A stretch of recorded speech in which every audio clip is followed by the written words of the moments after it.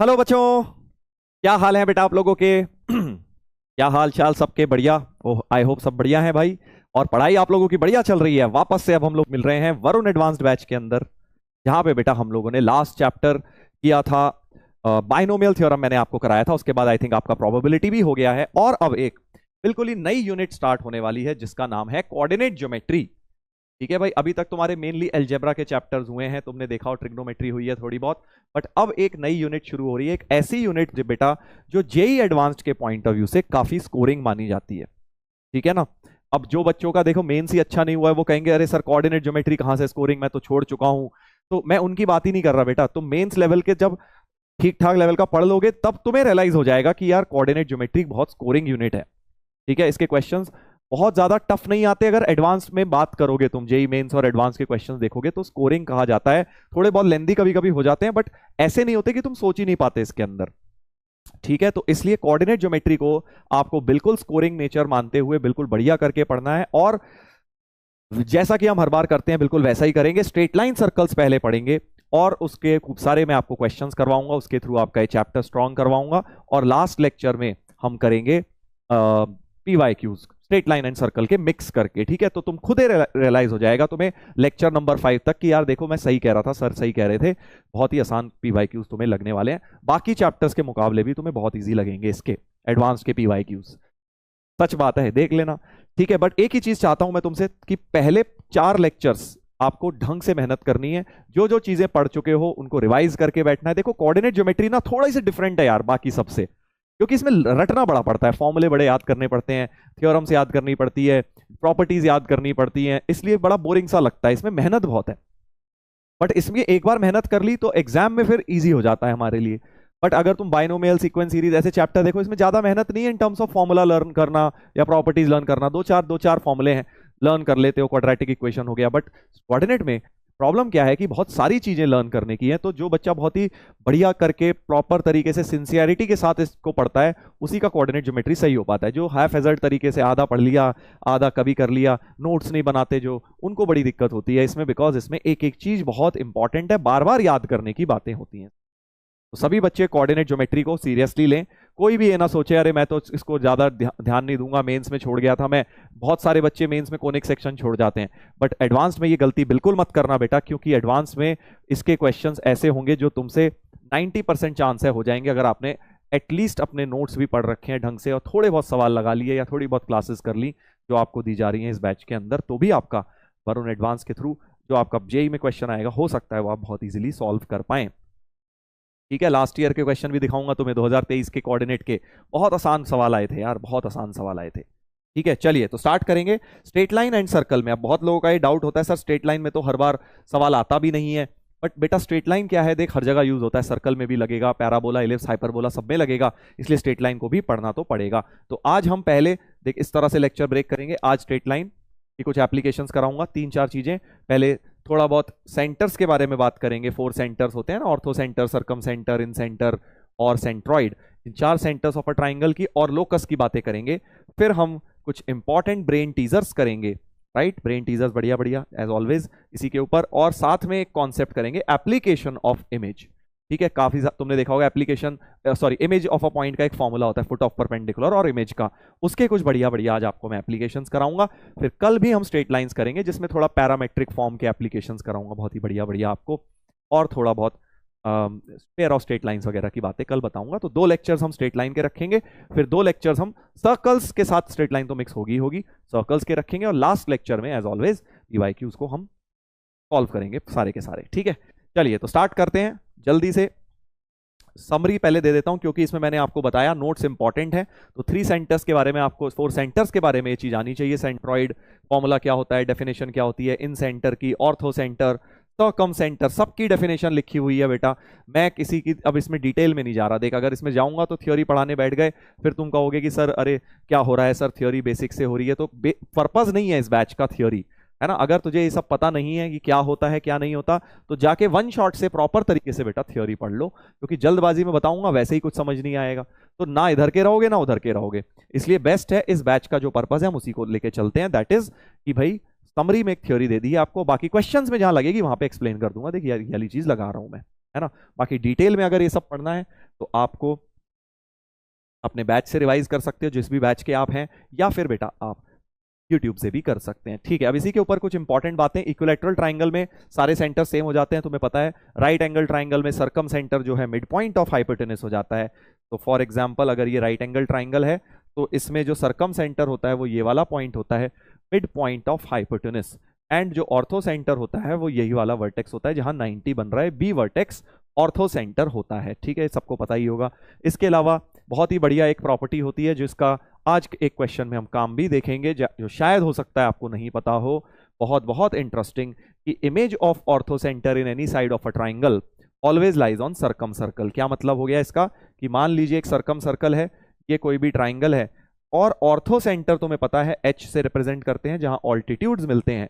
तो अगर ortho centre की इमेज ली जाए, एच की इमेज ली जाए, एच की इमेज किसी भी साइड में ली जाए, ये देखिए इमेज ले ली, तो वो हमेशा एच डैश जो होगा वो सरकम सर्कल के ऊपर लाए करेगा। किसी भी ट्राइंगल में ऑर्थो सेंटर की इमेज हमेशा किस पर लाए करेगी, ऑर्थो सेंटर की इमेज हमेशा सरकम सर्कल पे लाए करेगी। यहां पे भी इस साइड में भी इसकी इमेज लेंगे एच डबल डैश, अगर वो भी सरकम सर्कल पे आएगी, और तीसरी साइड में भी आप इमेज ले लीजिए एच की, मान लीजिए एच ट्रिपल डैश, तो वो भी सरकम सर्कल के पॉइंट मिलने वाला है। बहुत ही जबरदस्त प्रॉपर्टी है।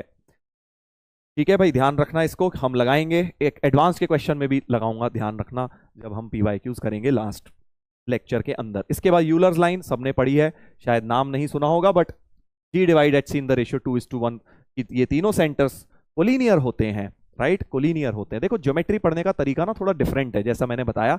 एक तो तुम्हें प्रॉपर तरीके से नोट्स बनाने हैं, उनको रिवाइज करना है, और क्वेश्चन सॉल्व करते वक्त लैंग्वेज, वैसे तो देख मैथ्स में क्या हर सब्जेक्ट में ही लैंग्वेज बड़ी इंपॉर्टेंट है, बट ज्योमेट्री में डबल इंपॉर्टेंट हो जाती है लैंग्वेज, क्योंकि लैंग्वेज से आपको फिगर में उसको कन्वर्ट करना होता है, फिगर बनानी बड़ी इंपॉर्टेंट है। ठीक है, तो ज्योमेट्री देख मुझे तो बड़ी अच्छी लगती है। आई होप मुझसे पढ़ के आप लोग भी थोड़ा सा इंप्रूव कर पाएं, जो ऑलरेडी आप चीजें जानते हैं उससे और कुछ अगर इंप्रूव कर पाए तो मेरा पर्पस सॉल्व हो जाएगा वरुण एडवांस में क्लास लेने का, राइट। बस पेशेंस रखना। देखो इसमें ये नहीं होगा अरे सर मजा आ गया, अरे सर ये नई चीज आ गई, अरे सर वो हो गया। करने को वो भी कर सकते हैं, बट अल्टीमेटली एम क्या, एडवांस क्लियर करना। एडवांस में जो चीजें आती हैं मैं वही चीजें कराऊंगा तुम्हें, उसके फालतू फालतू एक्स्ट्रा चीजें नहीं कराऊंगा। नहीं तो मजे लेने के लिए हम पढ़ाई नहीं करेंगे इस बैच में बेटा, हम पढ़ाई करेंगे एडवांस को फोड़ने के लिए। ठीक है, उसके लिए कभी कभी बोरिंग चीजों को भी फास्ट तरीके से करना पड़ता है आंसर जल्दी लाने के लिए। ठीक है, बस हमारा एम ये है, मजा लेना नहीं है कि भाई मजे आ गए सर, मजे आ गए, और सर मजा हो गया, ये नई चीज सीख ली। जो आती हुई चीज है अगर उसको ढंग से टाइम के अंदर भी करना है, उसमें भी तुम्हें उतना ही मजा आना चाहिए, चाहे बोरिंग लगेगा, बट आपको समझना है कि अल्टीमेटली हमारा जेई क्लियर उसी चीज से होने वाला है। ठीक है, जेई उसी से क्लियर होगा, जो चीजें आपको आती हैं ढंग से उसको अच्छी तरह रिवाइज करके उसको टाइम के अंदर बिना गलती करे हुए सही करने से, उस चीज के ऊपर ज्यादा फोकस करना है कोऑर्डिनेट ज्योमेट्री में। ठीक है भाई, क्योंकि करने को मैं तुम्हें नई 10 चीजें बता सकता हूं, रोटेटेड पैराबोला और रोटेशन ऑफ एक्सिस के अराउंड 1000 चीजें जो आउट ऑफ सिलेबस है। तुम कहोगे अरे नया सीख लिया सर, मजा आ गया, बट बेटा वो पर्पज नहीं है इस बैच का, समझो। इस बैच का पर्पज ये नहीं है तुम्हें ये दिखाने का कि मेरे को क्या क्या आता है। इस बैच का पर्पज है कि तुम्हें जेई क्लियर करना है, जेई में सिलेक्शन पाना है हमें, राइट। तो उसमें जो आता है वो हम 100% वो चीजें कवर करेंगे, जो भी चीजें हम क्लास में करेंगे वरुण एडवांस में, जेई एडवांस में उससे बाहर नहीं आएगा। इस बात समझ के बैठना। कई बार हमें ऐसा होता है ज्योमेट्री में स्पेशली, बहुत सारी चीजें इधर उधर इंटरनेट पे देखते हैं, कोई कोई नई चीजें मिल जाती हैं, बट वो सब ध्यान रखिए सिलेबस में वही है जो आपको कराया गया है क्लास में या कराया जाएगा यहाँ पे। ठीक है, इस बात को ध्यान रखना। कैलकुलस में भी ऐसा ही होता है। चलिए इधर देखते हैं, क्योंकि मैथ्स है बेटा बहुत वास्ट है, एंड नहीं हो गया। ये मत सोचो कि ज्योमेट्री यहाँ पढ़ी वो एंड हो गई, ये तो शुरू हुई है, और ज्योमेट्री में भी बहुत बहुत बहुत डेप्थ में जा सकते हैं, बट वो जेई के सिलेबस में है नहीं उतना। फिर आपने इमेज ऑफ अ पॉइंट के बारे में पढ़ा हुआ है कि अगर एक लाइन है एक पॉइंट है तो दो चीजें हमें आती हैं, एक तो फुट ऑफ परपेंडिकुलर निकालना क्यू, और पी की इमेज पी डैश का, दोनों के फॉर्मूले होते हैं, है ना। फुट ऑफ परपेंडिकुलर का फॉर्मूला होता है ये, right, x minus x one upon A, x1 y1 ये पॉइंट होता है, और A x plus B y plus C ये लाइन है, और इमेज में बस यहाँ 2a आ जाता है। कुछ लोग यहाँ 2 लिख लेते हैं, बात एक ही है, मैंने यहाँ 2 लिख लिया, एक ही बात है। तो इमेज में नीचे 2 आता है और उसमें 2 नहीं आता है फुट ऑफ परपेंडिकुलर में, ये बात आपको पता होगी। 3D ज्योमेट्री में भी ये फॉर्मूले काम करते हैं। चलिए बहुत हो गई बातें, बहुत कर लिया बोर सर आपने हमें। अब जल्दी से आ जाइए फर्स्ट ब्रेन टीजर पे, बिल्कुल लगाओ बेटा, पॉज करके ट्राई करो, बहुत बढ़िया क्वेश्चन। ये सब क्वेश्चंस ऐसे हैं बेटा जो तुम्हारे लिए चुन चुन के मैं लाया हूं। अगेन हर बार मैं तुम्हें बताता हूं ये चीज कि उसमें वेस्ट मत करो उन्हें, उनका सोल्यूशन देख के बस की सोल्यूशन देख लिया, उसको ट्राई करो प्रॉपर तरीके से, दिमाग चलाओ अपना। पी जो पॉइंट है 1,4 है, क्यू जो पॉइंट है 2,3 है, और ऑर्थो सेंटर एच जो है वो आपको दिया गया है 5-2। ठीक है, सरकम सेंटर ऑफ दिस ट्राइंगल, समझ रहा हूं, सरकम सेंटर निकालना है। अच्छा, तो एक तरीका तो यही है, क्या है सर, कि ये वर्टेक्स निकालें, समझ रहा है, एक तरीका तो समझ रहा है, इस वर्टेक्स को किसी तरह से फाइंड कर लूं, इस वर्टेक्स को किसी तरह से फाइंड कर लूं, कर तो सकता हूं वैसे, कर सकता हूं क्या, सोच के देख। इस वर्टेक्स को फाइंड करने के लिए हाँ बिल्कुल कर सकता हूं, समझ आ गया, माइंड में प्रोसेस बन गया। देख क्या ये जो कोऑर्डिनेट होती है ना, इसमें इसको एनालिटिकल ज्योमेट्री भी कहते हैं, क्योंकि इसमें एनालिसिस करनी होती है, हमें एक प्रोसेस बनाना होता है दिमाग में। देख मेरे दिमाग में क्या प्रोसेस बना है, अगर आर निकल गया, मान ले आर निकल गया, पी क्यू तो है ही, आर अगर निकल गया तो मैं क्या कर सकता हूं, आर अगर निकल गया तो मैं इस ट्राइंगल का सेंट्रॉइड लिख लूंगा, क्योंकि तीनों वर्टेक्स आ गए तो सेंट्रॉइड आ गया, है ना, सेंट्रॉइड आ गया, एच ऑलरेडी है, तो यूलर्स लाइन लगा के मैं ये लिख सकता हूं, G divides H C dash, C dash तुम्हारा सरकम सेंटर है, इन द रेशियो 2:1, ये आ गया, ये ऑलरेडी गिवन है, तो ये तुम ऑलरेडी निकाल लोगे बाय सेक्शन फॉर्मूला, है ना भाई। एक मेथड ये है, इससे मैं नहीं जा रहा हूं, ठीक है सर। है क्या मेथड, पूरा फिर से बता देता हूं। आर के कोऑर्डिनेट किसी तरह फाइंड करूंगा, आर कैसे निकालूंगा बेटा, आर निकालने के लिए अब मैं सोच, दो इक्वेशंस मुझे चाहिए, तो क्या पीआर की इक्वेशन आ जाएगी, सोच के देख, पीआर की आ जाएगी, हाँ सर बिल्कुल आ जाएगी, पीआर की इक्वेशन आ जाएगी, क्योंकि इसके तो परपेंडिकुलर होगा, ऑर्थो सेंटर है ना, तो परपेंडिकुलर है, तो इस लाइन की स्लोप से इस लाइन की स्लोप आएगी, और पॉइंट है ही, तो इक्वेशन ऑफ पीआर, तो प्रोसेस लिख देता हूं, इक्वेशन ऑफ पीआर लिख लोगे, इसी तरह से इक्वेशन ऑफ क्यूआर लिख लोगे, इक्वेशन ऑफ क्यू आर लिख लोगे, जी बिल्कुल सर लिख लेंगे, क्यू आर की भी इक्वेशन लिख लेंगे, क्योंकि ये भी ऑल्टीट्यूड है, और पीएच की स्लोप का परपेंडिकुलर m1 m2 -1 यूज करके स्लोप ऑफ क्यू आर भी आ जाएगी, है ना भाई, यहां से पीएच की स्लोप आई, m1 m2 -1 करके इसकी आ गई, और पॉइंट है ही, स्लोप पॉइंट लगा के ये भी आ गया, इन दोनों को सॉल्व करके आपके पास आर आ गया। उसके बाद आप क्या करेंगे, सेंट्रॉइड निकाल लेंगे, फिर ये आगे प्रोसेस यही, जी निकल गया, ये है ही, ये निकाल लेंगे यूलर्स फॉर्मूला लगा के, यूलर्स लाइन लगा के, ठीक है। ये इससे अब मैं नहीं जा रहा हूं, मैं कुछ और कर रहा हूं। क्या करोगे सर आप, मतलब एक तो ये भी है ही मेथड, इसके अलावा भी अब एक थॉट है कि भाई जो अभी मैंने तुम्हें एक बात बताई थी कि क्यों ना इमेज का थोड़ा सा अप्लाई किया जाए कॉन्सेप्ट, ठीक है, ये तो मेथड 1 हो गया है, इससे आप कर जरूर लेना भाई, देखो क्योंकि ये भी मेथड बढ़िया है, क्योंकि एग्जाम में क्या होता है, कई बार हमें जो मेथड स्ट्राइक करे भाई उससे जाना चाहिए। मैं तो ये बोलता हूँ भाई जो तुम्हें स्ट्राइक करे उससे जाओ, चाहे 2 लाइन एक्स्ट्रा लग जाए, क्योंकि भाई मेरा दिमाग लेके थोड़ी जाओगे एग्जाम में, एग्जाम में तो अपना दिमाग लेके जाओगे, तुम्हारा दिमाग में एक सोचने का पैटर्न है, मेरे दिमाग का एक सोचने का पैटर्न है, तो कभी भी ये मत सोचो अपना मेथड काट के मेरा देख लो, हाँ वो भी समझ लो, बट अपना काटो मत, उससे भी निकालो प्रॉपर, हो सकता है तुम्हारा मेथड भी बढ़िया हो, उससे भी फास्ट आंसर आ जाए, है ना। तो मेरा थॉट इसमें क्या था, इस क्वेश्चन में थोड़ा सा डिफरेंट, एक काम करते हैं, इसी को कॉपी मार लेते हैं, इसी को कॉपी मार लेते हैं भाई। अब हम ये नहीं कर रहे हैं, अब हम क्या कर रहे हैं, फिर हमने बोला कि भाई अभी अपने सर एक प्रॉपर्टी बताई थी कि अगर मैं इसकी इमेज ले लूं तो वो सरकम सर्कल पर लाया करती है, इमेज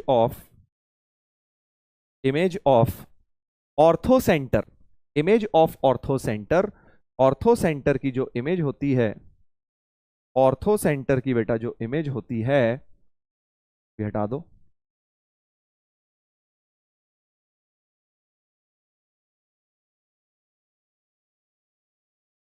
ऑर्थो सेंटर की जो इमेज होगी,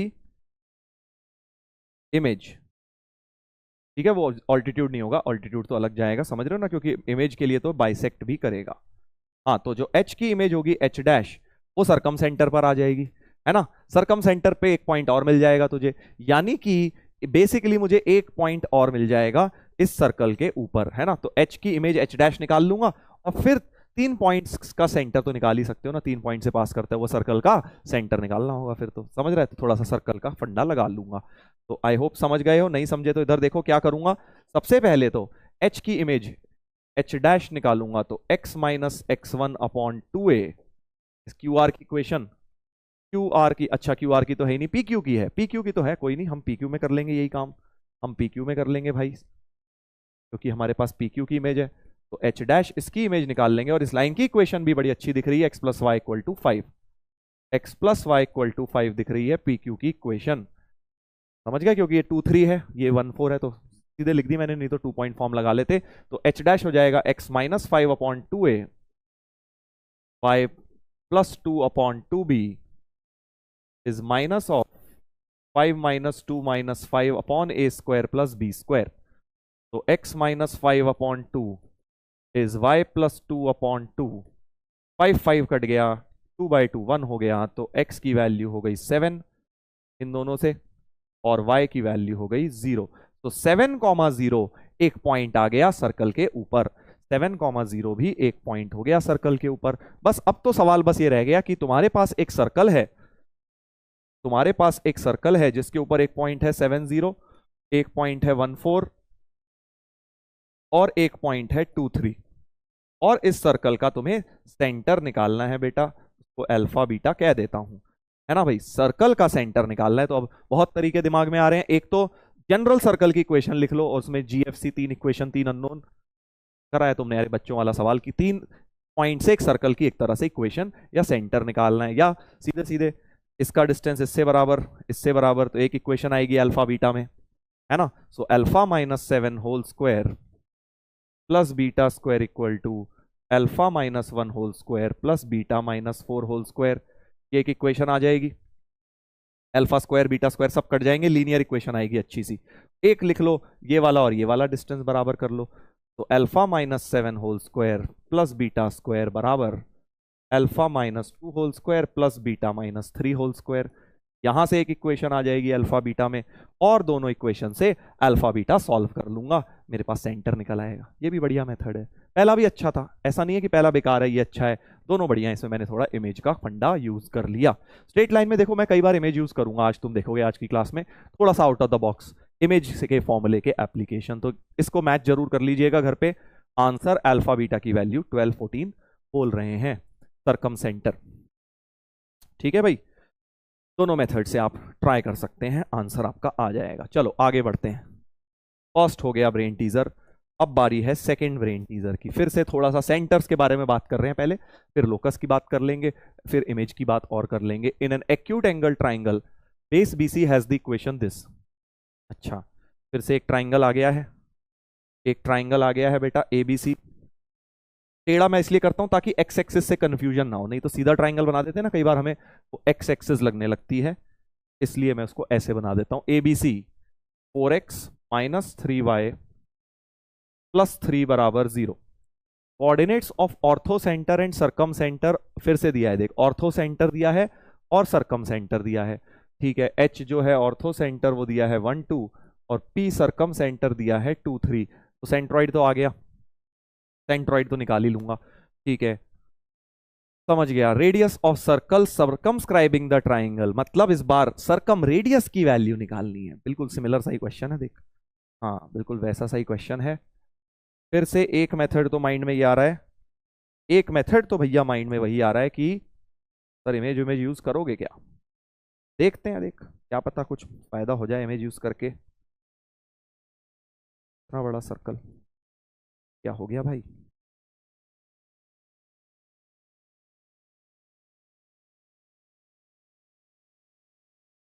ऐसा कुछ हो गया है। सरकम सर्कल के रेडियस की वैल्यू बतानी है, तो एक प्रोसेस तो माइंड में सोच रहा हूं कि क्या करा जाए। अब दिक्कत क्या है ना, वर्टेक्स नहीं दिए इसलिए वो वाला अप्रोच नहीं लग पा रहा, ठीक है। ऑर्थो सेंटर की इमेज तो आ जाएगी एक लाइन में, ऑर्थो सेंटर की इमेज 2,3 की इमेज इस लाइन में निकाल लूंगा, तो एक पॉइंट तो मिल जाएगा। बस हो गया, अरे क्वेश्चन ही हो गया भाई क्वेश्चन हो गया, फिर सोच के देख कैसे हो गया सर, सोच के देख भाई। देख अगर मैं ऑर्थो सेंटर की इमेज निकाल लूं, एच की इमेज निकाल लूं इस लाइन में, एच डैश, तो एच डैश आ गया, और तेरे पास सरकम सेंटर वैसे ही है, सर्कल का सेंटर जो है, इस सर्कल का जो सेंटर है पी वो ऑलरेडी ही है हमारे पास 2 3, तो पॉइंट मिल गया सेंटर और सरकमफ्रेंस का एक पॉइंट मिल गया, तो रेडियस तो मिल ही गया रेडियस तो मिल ही गया, ठीक है। तो इससे देख इमेज से बड़ा प्यार से क्वेश्चन हो रहा है सॉल्व। तो मैं क्या बोल रहा हूं, सबसे पहले इमेज एच डैश के कोऑर्डिनेट्स फिर से निकालता हूं, x minus 1 upon 2a equals to y minus y minus y1 upon 2b is minus of 4 minus plus 3 upon a square plus b square 25। ठीक है भाई, देख ले जरा, सही निकाला है ना। x minus 1 upon 2a y minus 2 upon 2b is minus of 4 6 3 4 3 7 1 6। ठीक है, तो x minus 1 upon 8 is y minus 2 upon minus 6 is equal to minus 1/25। तो यहां से बेटा x आ गया 1 माइनस 8/25 और y आ गया 2 प्लस 6/25। तो x आ गया 25 माइनस 8 17/25 है ना भाई। 17/25 सही है क्या, देख लो। 25 में से 8 गया 17 ही तो आता है यार। हाँ, y हो गया 56/25। 56/25। तो मेरे पास एक तरह से ये इमेज आ गई और सेंटर तो है ही सर्कल का विच इज 2,3। p के कोऑर्डिनेट्स हैं 2,3। तो बेसिकली इसके और इसके बीच में जो डिस्टेंस है वही रेडियस हो जाएगा। So capital R will be under root of 2 minus 17/25 whole square plus 56/25 3 minus this 3 minus 56/25 का होल स्क्वायर। ये मेरे पास कैपिटल R की वैल्यू हो जाएगी। तो 50 25 टू 50 33/25 होल स्क्वायर 25 3 75। 75 में से 56 गया तो 25 में से 6 गया, मतलब 19 बच गया। 19 का स्क्वायर अपॉन 25 का स्क्वायर। और जैसे ही बेटा अब मैं इसको सिंप्लीफाई करूंगा 33 स्क्वायर प्लस 19 स्क्वायर अपॉन इसका रूट अपॉन 25 बाहर आ जाएगा। 25 बाहर आ जाएगा भाई। ठीक है, m प्लस n निकालना है तो रूट, ये तो बड़ा खतरनाक हो गया भाई। तो निकालते हैं जरा। 19 का स्क्वायर तो होता है हमारा 361। 33 का स्क्वायर प्लस 361 1450 हो गया भाई। 1450 क्या 25 से कटता है? बिल्कुल कटता है सर। तो एक 5 भी आ जाएगा। रूट 58/5 रूट 58/5 ऐसा हो रहा है। तो अब जल्दी से कंपेयर करते हैं। m की वैल्यू हो गई 58, n की वैल्यू हो गई 5, 63 हो गया m प्लस n। राइट, ये देख बढ़िया मेथड था सर। हमें तो ये प्रॉपर्टी नहीं आती थी, हम कैसे करते सर? बिना प्रॉपर्टी के भी कर सकता है, जरूरी नहीं है रटना ही है तुझे कि इसकी इमेज आएगी तो नहीं होगा। ज्योमेट्री में मजेदार बात ही है कि बहुत तरीके हैं, बस हाँ 2 लाइन ज्यादा किसी में 2 लाइन कम। तो अब तुम रोना मत चैट पे कि अरे सर ये लंबा है, सर वो इजी है, मेरा वाला ज्यादा 2 लाइन कम लग रही है जिसमें 2 लाइन ज्यादा। कोई फर्क नहीं पड़ता बेटा, अपना अपना थॉट है, बस उसको आपको करना है। एग्जाम में सबसे छोटे मेथड के पीछे भागने का काम बच्चे करते हैं। जो जेई क्लियर करते हैं उन्हें पता है कि भैया बस क्वेश्चन करके आगे बढ़ जाना है, चाहे 2 लाइन ज्यादा ही लग जाए, हो जाए बस मुझसे वो। ठीक है ना, इसलिए वो सब चीजों पे मत दिमाग लगाइए। हाँ, मेथड 2 देखो, वो भी बता देता हूँ। ये मत डिस्कस करना सर लंबा कौन सा है छोटा कौन सा है, थॉट है बस। मेथड 2 क्या हो सकता है? अब मैं ये यूज नहीं कर रहा कि भाई, क्या यूज नहीं कर रहा कि मेरे को पता है कि भाई इमेज जो है ऑर्थो सेंटर की सरकम सर्कल पर लाए करेगी। ठीक है सर, मत करो, आपकी मर्जी। एच यहां है, सरकम सेंटर तुझे पता है भाई, डेफिनेशन तो यूज कर ही सकता हूं ना। परपेंडिकुलर बाइसेक्टर पर लाए करता है सरकम सेंटर, है ना भाई। देख ध्यान से देख लियो, बड़ा मजा आने वाला है। सरकम सेंटर परपेंडिकुलर बाइसेक्टर पर लाए करता है। ठीक है सर, यानी ये जो है, ये देख एक तरह से पॉइंट निकल आएगा, मिड पॉइंट निकल आएगा बेस का। मानता है? कैसे सर? इसकी इमेज सरकम सेंटर की इमेज अगर ले लूं, ऑर्थो सेंटर की नहीं, सरकम सेंटर की इमेज कह रहा हूं, foot of perpendicular from circumcentre, M दे देगा मुझे, एम दे देगा, समझ गया? हाँ सर एम मिल जाएगा। देख थॉट क्या है दिमाग में, थॉट ये है कि एम मिल गया, foot of perpendicular from circumcentre which was 2,3, 2,3 से फुट ऑफ परपेंडिकुलर से एम मिल जाएगा। गेट एम, पूरा प्रोसेस लिख रहा हूं मैं, करूंगा नहीं। Get M by the formula of foot of perpendicular from 2,3 upon this line. In fact बस यहां पे ये 2 2 हटा देना, सीधे मिल जाएगा तुम्हें, और 1 2 की जगह 2 3 ले लेना। समझ गया ना? x minus 2 upon y minus 3 upon equal to minus of 4 और -3 था ना, 4x - 3y, 4x - 3y + 3, तो 4 - 3 और इधर आ जाएगा 2 3 जब इसमें डालूंगा 8 - 9 + 3 अपॉन a² + b² करके ऐसा कुछ हो जाएगा।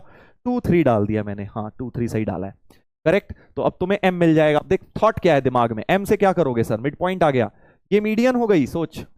हाँ अब अगर मैंने क्या किया, ये तो मीडियन हो गई, अब मीडियन पर ही जी लाई करता है और जी मीडियन को 2:1 में डिवाइड करता है। तो ये जो पर्पल वाली लाइन है मेरे भाई, इस पे जी मिल गया तुझे यूलर लाइन लगा के 2:1 से, क्योंकि एच है और ये है तो जी तो मिल ही गया। गेट जी, जी आ गया, एम आ गया, जी और एम आ गया तो सोच ए आ गया। गेट ए, जी कैसे आएगा, यूलर्स लाइन से, यूलर्स लाइन से मतलब 2:1 वाले से। ए कैसे आएगा, ए आएगा बेटा तेरा सेक्शन फॉर्मूला से, 2:1 इस लाइन पर, पर्पल वाली लाइन पर लगा देगा सेक्शन, तो तेरे पास ए भी आ गया। ए से क्या करोगे सर, बस ए आ गया तो मतलब क्या है, सर्कल के ऊपर का फिर से एक पॉइंट मिल गया और सेंटर तो है ही, तो रेडियस तुम्हारा हो जाएगा भाई, ये वाला तुम्हारा रेडियस कैपिटल आर हो जाएगा, ठीक है।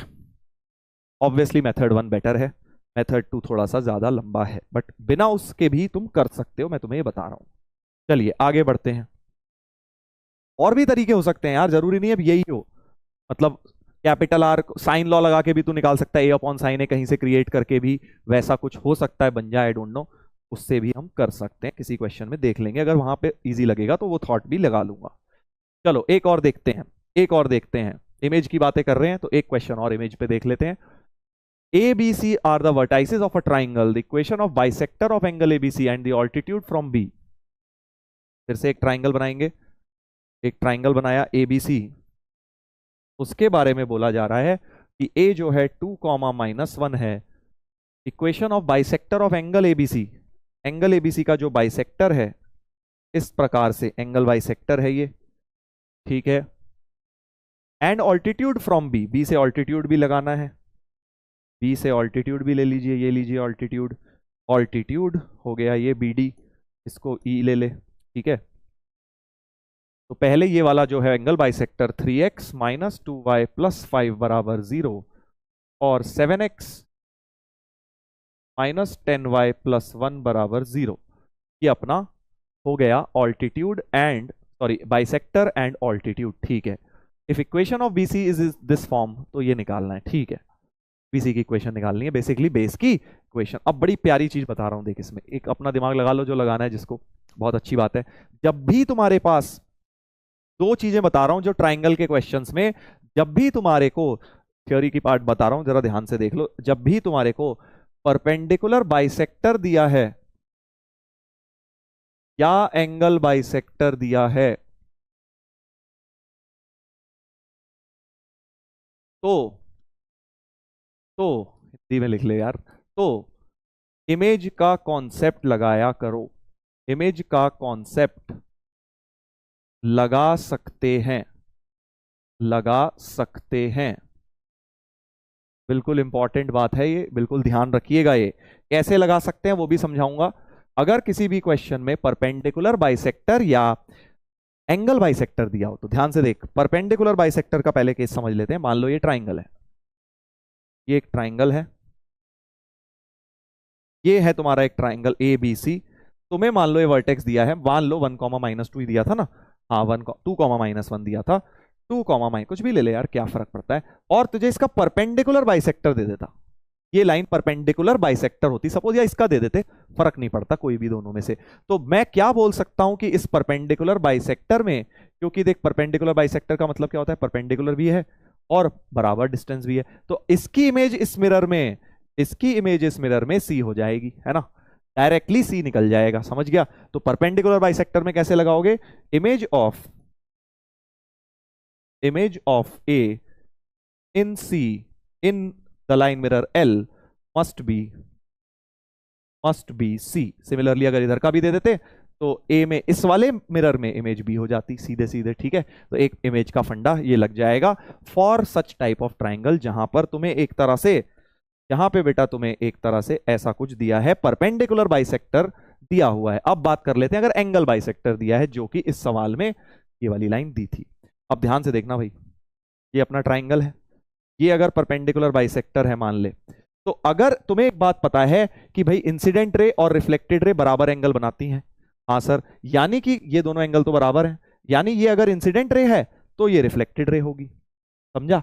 हाँ सर, रिफ्लेक्टेड रे होगी। और इंसिडेंट रे का एक पॉइंट पता है 2-1, तो इंसिडेंट रे के किसी पॉइंट की इमेज ली जाए तो वो कहां जाती है? ध्यान से सुन, मैंने क्या बोला, इंसिडेंट रे के किसी पॉइंट की इमेज अगर मैं इस मिरर में ले लूं, ये मिरर है ना, ये मिरर है, ये इंसिडेंट रे है, ये रिफ्लेक्टेड रे है, तो इंसिडेंट रे के एक पॉइंट की इमेज ली जाए तो वो कहीं ना कहीं जहां पर भी जाएगी रिफ्लेक्टेड रे पर ही जाएगी। सर ये तो नहीं होगा, नहीं, ये तब होता जब ये परपेंडिकुलर बाइसेक्टर थे। परपेंडिकुलर बाइसेक्टर के केस में सीधे यही वाला पॉइंट मिल जाएगा, बट एंगल बाइसेक्टर के केस में जहां भी होगा इस लाइन के ऊपर होगा कहीं ना कहीं इमेज, समझ गया? एक ही इमेज जो ए डैश होगी एंगल बाइसेक्टर में, वो इस रिफ्लेक्टेड रे पर लाए करेगी कहीं ना कहीं, और इसमें सीधे वो यही वाला पॉइंट ही दे देगा। समझा? बड़ा प्यारा कॉन्सेप्ट, क्योंकि बेटा ये इंसिडेंट एंगल और रिफ्लेक्टेड एंगल बराबर है, यानी ये इंसिडेंट रे तो ये रिफ्लेक्टेड रे, इसलिए ये कॉन्सेप्ट तुम्हारा लग जाएगा। ठीक है, तो ये है इमेज का एप्लीकेशन जो कि मैं अब इस सवाल में लगाऊंगा। बहुत प्यार से जरा देखते हैं कैसे। तो अब मैंने तुम्हें क्या बोला कि भाई इसके साथ ये एंगल बराबर है, ये एंगल और ये एंगल बराबर है, यानी ये इंसिडेंट रे है तो ये रिफ्लेक्टेड रे है। हाँ सर समझ गया, यानी कि इस मिरर के अंदर ये जो डॉटेड लाइन है इस मिरर में, अगर मैं एक ही इमेज निकालूं तो वो कहीं ना कहीं जहां भी लाए करेगी वो ए डैश इसी लाइन बीसी पर लाए करेगी, यानी बीसी का एक पॉइंट मिल जाएगा मुझे। ठीक है, काफी लोगों ने हो सकता है ये पढ़ रखा हो, बट काफी लोगों ने जो पहली बार इमेज के इस तरह से एप्लीकेशन देख रहे हैं उनका दिमाग खुल रहा होगा, सर ये हो क्या रहा है। बिल्कुल इस चीज को याद रख ले, ये दो चीजें जब भी परपेंडिकुलर बाइसेक्टर या एंगल बाइसेक्टर आ जाएगा, इमेज का फंडा लग के बहुत प्यार से क्वेश्चन सॉल्व होगा। इधर देखो, ठीक है भाई, तो अब क्या करना है, कुछ नहीं करना, बस एक ही इमेज निकाल दे इस मिरर में, ये मिरर है, ये पॉइंट है, तो image of A in BE must lie on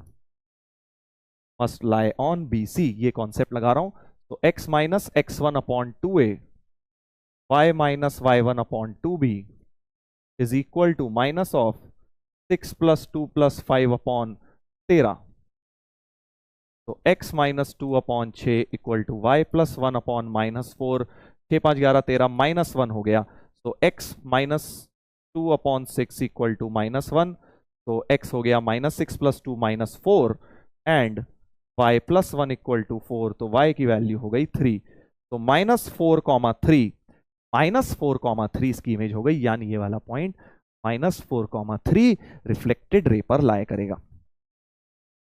ठीक है भाई, यानी BC पर लाया करेगा। उल्टा भी बोल सकते हैं, ये इंसिडेंट है तो वो रिफ्लेक्टेड है, बात एक ही है। आगे बढ़ते हैं, और भी तो कुछ दिया होगा BC को निकालना, क्योंकि हमें इक्वेशन ऑफ BC निकालनी है, यानी एक ही पॉइंट मिला, अभी तो और भी कुछ होगा। और क्या होगा भाई? हाँ अब तो हो गया, दूसरा तो बड़ा प्यारा है भाई, बी के कोऑर्डिनेट्स ही निकल गए सीधे सीधे, क्योंकि इन दोनों को इंटरसेक्शन ले लूंगा तो बी तो निकल ही आया, बी निकल गया, तो भाई 2 पॉइंट फॉर्म से तुम्हारी इक्वेशन ऑफ BC भी निकल जाएगी। जल्दी जल्दी निकाल लेते हैं, जल्दी इसको निपटारा कर दो। 3x माइनस 2y, तो 3x plus 5 equal to 2y, 10y की, और नीचे से 10y मिल रहा है ना, 10y 7x प्लस 1, तो 7x plus 1 equal to 5 into 3x plus 5, 15, 7x plus 1 equal to 15x plus 25, 8x equal to minus 24, x equal to -3, x को -3 यहां डाल दे, तो -21 plus 1 equal to 10y, 10y equal to -20, -2 आ गया भाई, तो -3, -2 बी के कोऑर्डिनेट्स आ गए -3, -2, और a डैश जो था इसी लाइन के ऊपर -4,3 था। बस अब तो लाइन की स्लोप निकाल लो, स्लोप हो गई बेटा 5 अपॉन -4 प्लस 3 -1, यानी कि -5। तो पॉइंट फॉर्म लगा लेता हूं, y minus, so y plus 2 equal to -5 into x plus 3, तो y plus 2 equal to -5x minus 15, y plus 5x plus 17 बराबर 0, तो 5x प्लस y प्लस 17 बराबर 0, तो 5x प्लस y प्लस 17 यानी a हो गया 5 और सी हो गया 17। हमें निकालना है 400A प्लस सी। 400A प्लस सी 400 इंटू 5 2000 प्लस 17 2017 आ गया बेटा आंसर। 2017 हो गया आंसर, राइट। अच्छा था ना। देख, image of application of image. Sir image के बिना कैसे करूंगा? एंगल बिटवीन लाइंस इक्वेट करता रहे बेटा, बच्चों वाला मेथड। tan थीटा इन दोनों के इक्वल कर, इसका एंगल पर लाइन को पता है m इसकी मान, फिर लंबा हो जाएगा काम। ये बेटर है, this is much better, much quicker method, right. तो इमेज के ऐसे एप्लीकेशन में याद रखिए, इन दो चीजों का तुम्हें याद रखना है। जब भी परपेंडिकुलर बाइसेक्टर या एंगल बाइसेक्टर मिल जाए, बिंदास इमेज लगा दो। एक में तो डायरेक्ट सीधे वाला पॉइंट आ जाएगा, इसके अंदर वो डायरेक्ट पॉइंट नहीं आएगा, बट जो भी आएगा इसी लाइन के ऊपर कहीं ना कहीं होगा। चलिए आगे बढ़ते हैं, आगे बढ़ते हैं। ऑप्टिमाइजेशन प्रॉब्लम, अब इसी के एप्लीकेशन है एक बहुत ही जबरदस्त optimization problem, application of image. 2 points A and B are on same side of L। अगर दो पॉइंट्स सेम साइड पर हैं, एक लाइन के सेम साइड पर हैं, वो कैसे चेक होता है? सेम साइड मतलब सेम साइन आना चाहिए। लाइन में अगर पॉइंट को डाला, मान लो 3x प्लस 4y माइनस 10 है, मान लो पॉइंट्स दिए हैं 0 0 और से 2 3। अपने 0 0 डाला तो माइनस 10 मिला, 0 0 डाल के माइनस 10 मिल रहा है। 2 3 डाल के क्या मिल रहा है? 6 प्लस 12 माइनस 10 8 मिल रहा है। तो इनके ऑपोजिट साइन आए हैं। ऑपोजिट साइन का मतलब वो लाइन के ऑपोजिट साइड लाए कर रहे होंगे, एक ऐसे होगा, राइट। सेम साइन का मतलब सेम साइड लाए कर रहे होंगे। अगर दोनों ही प्लस आ जाते या ये दोनों ही पॉइंट्स को डाल के माइनस आ जाते तो वो सेम साइड हो जाते, बट अभी के लिए ये दोनों कैसे हैं? ऑपोजिट साइड पे। ये कॉन्सेप्ट आई होप आपको पता है, कॉन्सेप्ट इन स्ट्रेट लाइंस, कि कैसे हम पोजीशन ऑफ 2 पॉइंट्स चेक करते हैं लाइन के लिए।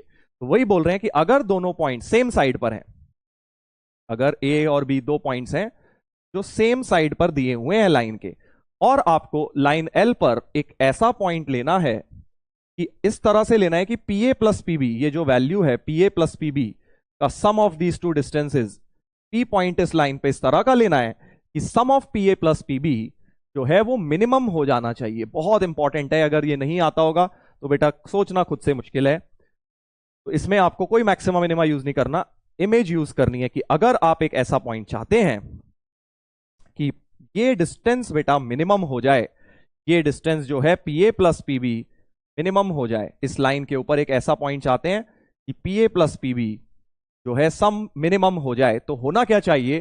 देन ध्यान से पढ़िए, point P is common to line L and AC। Point P common किसके है? लाइन L एंड AC के। अब AC क्या है, C क्या है? C is image of point P in line L। समझे क्या है? मतलब आप इस पॉइंट की इमेज ले लीजिए, इस लाइन पे जो पॉइंट आएगा C आएगा सपोज वो, तो आप ये बोल रहे हैं कि अगर AC को ज्वाइन करोगे, AC को ज्वाइन करोगे तो ये जो पॉइंट आएगा मिनिमम के लिए P वाला पॉइंट ये होना चाहिए। This should be the point P should be the point common to line L and line AC। C क्या है? Image of B in this mirror. बहुत जबरदस्त कॉन्सेप्ट है, तो जरा समझते हैं इसको। देखो कैसे आया, प्रूव कर देता हूं एक लाइन में इसको मैं। तो सबसे पहले तो हमने इसकी इमेज बनाई। इमेज का मतलब एक बार इमेज के लिए इन दोनों को ज्वाइन भी कर देते हैं, PC को, राइट। PC को ज्वाइन भी कर दिया, PC को ज्वाइन भी कर दिया। तो अब देखो अकॉर्डिंग टू द फिगर, क्या PP और PC बराबर हैं? क्या PB और PC बराबर हैं? क्या ये डिस्टेंस और ये डिस्टेंस बराबर है? बिल्कुल, क्योंकि ये दोनों ट्राइंगल्स आपके कॉन्ग्रुएंट बन गए, राइट। क्योंकि वो इमेज वाला फंडा लग गया, कॉन्ग्रुएंट ट्राइंगल है, इसलिए PC और PB डिस्टेंसेस बराबर हो गए। तो अब अगर मुझे PA प्लस PB लेना है तो PB की जगह उठा के PC लिख सकता हूं। तो मुझे PA प्लस PC को मिनिमम करना है। और अब देखो क्या करो, इस ट्राइंगल के अंदर, कौन से ट्राइंगल के अंदर? ट्राइंगल PAC के अंदर, इस वाले ट्राइंगल की बात कर रहा हूं। ट्राइंगल PAC के अंदर आप क्या करिए? ट्राइंगल इनइक्वालिटी लगा दीजिए। ट्राइंगल इनइक्वालिटी क्या होती है? That PA plus PC sum of two sides should be greater than equal to PA plus PC should be greater than equal to AC। तो यहां से PA प्लस PC की minimum value क्या आ गई बेटा? इसकी मिनिमम वैल्यू आ गई AC आ गई। मिनिमम वैल्यू इसकी AC, क्योंकि always greater than equal to AC आया, मिनिमम वैल्यू AC हो जाएगी। और तीनों इक्वल कब होते हैं? P A plus PB equal to third side के बराबर कब होता है? जब तीनों पॉइंट्स को लीनियर हो जाते हैं, राइट? तो ये ट्राइंगल ऐसे पिचक जाएगा, पी पॉइंट बेसिकली आपका उठ के यहीं आ जाएगा। इनइक्वालिटी जब इक्वल टू का साइन में कन्वर्ट हो रही होगी, मिनिमम वैल्यू आएगी। तुम्हें पता है ना भाई कि sum of two side equal to third side का मतलब वो तीनों पॉइंट्स को लीनियर हो जाते हैं ट्राइंगल इनइक्वालिटी में। छोटी क्लासेस में बताई जाती है ये बात। तो basically P A plus PC की मिनिमम वैल्यू एसी हो गई और पी पॉइंट उठ के यहां जाएगा ताकि P A plus PC equal to AC minimum value के बराबर बन जाएगा। That is the concept. तो ये मैंने प्रूफ कर दिया आपका फर्स्ट वाला।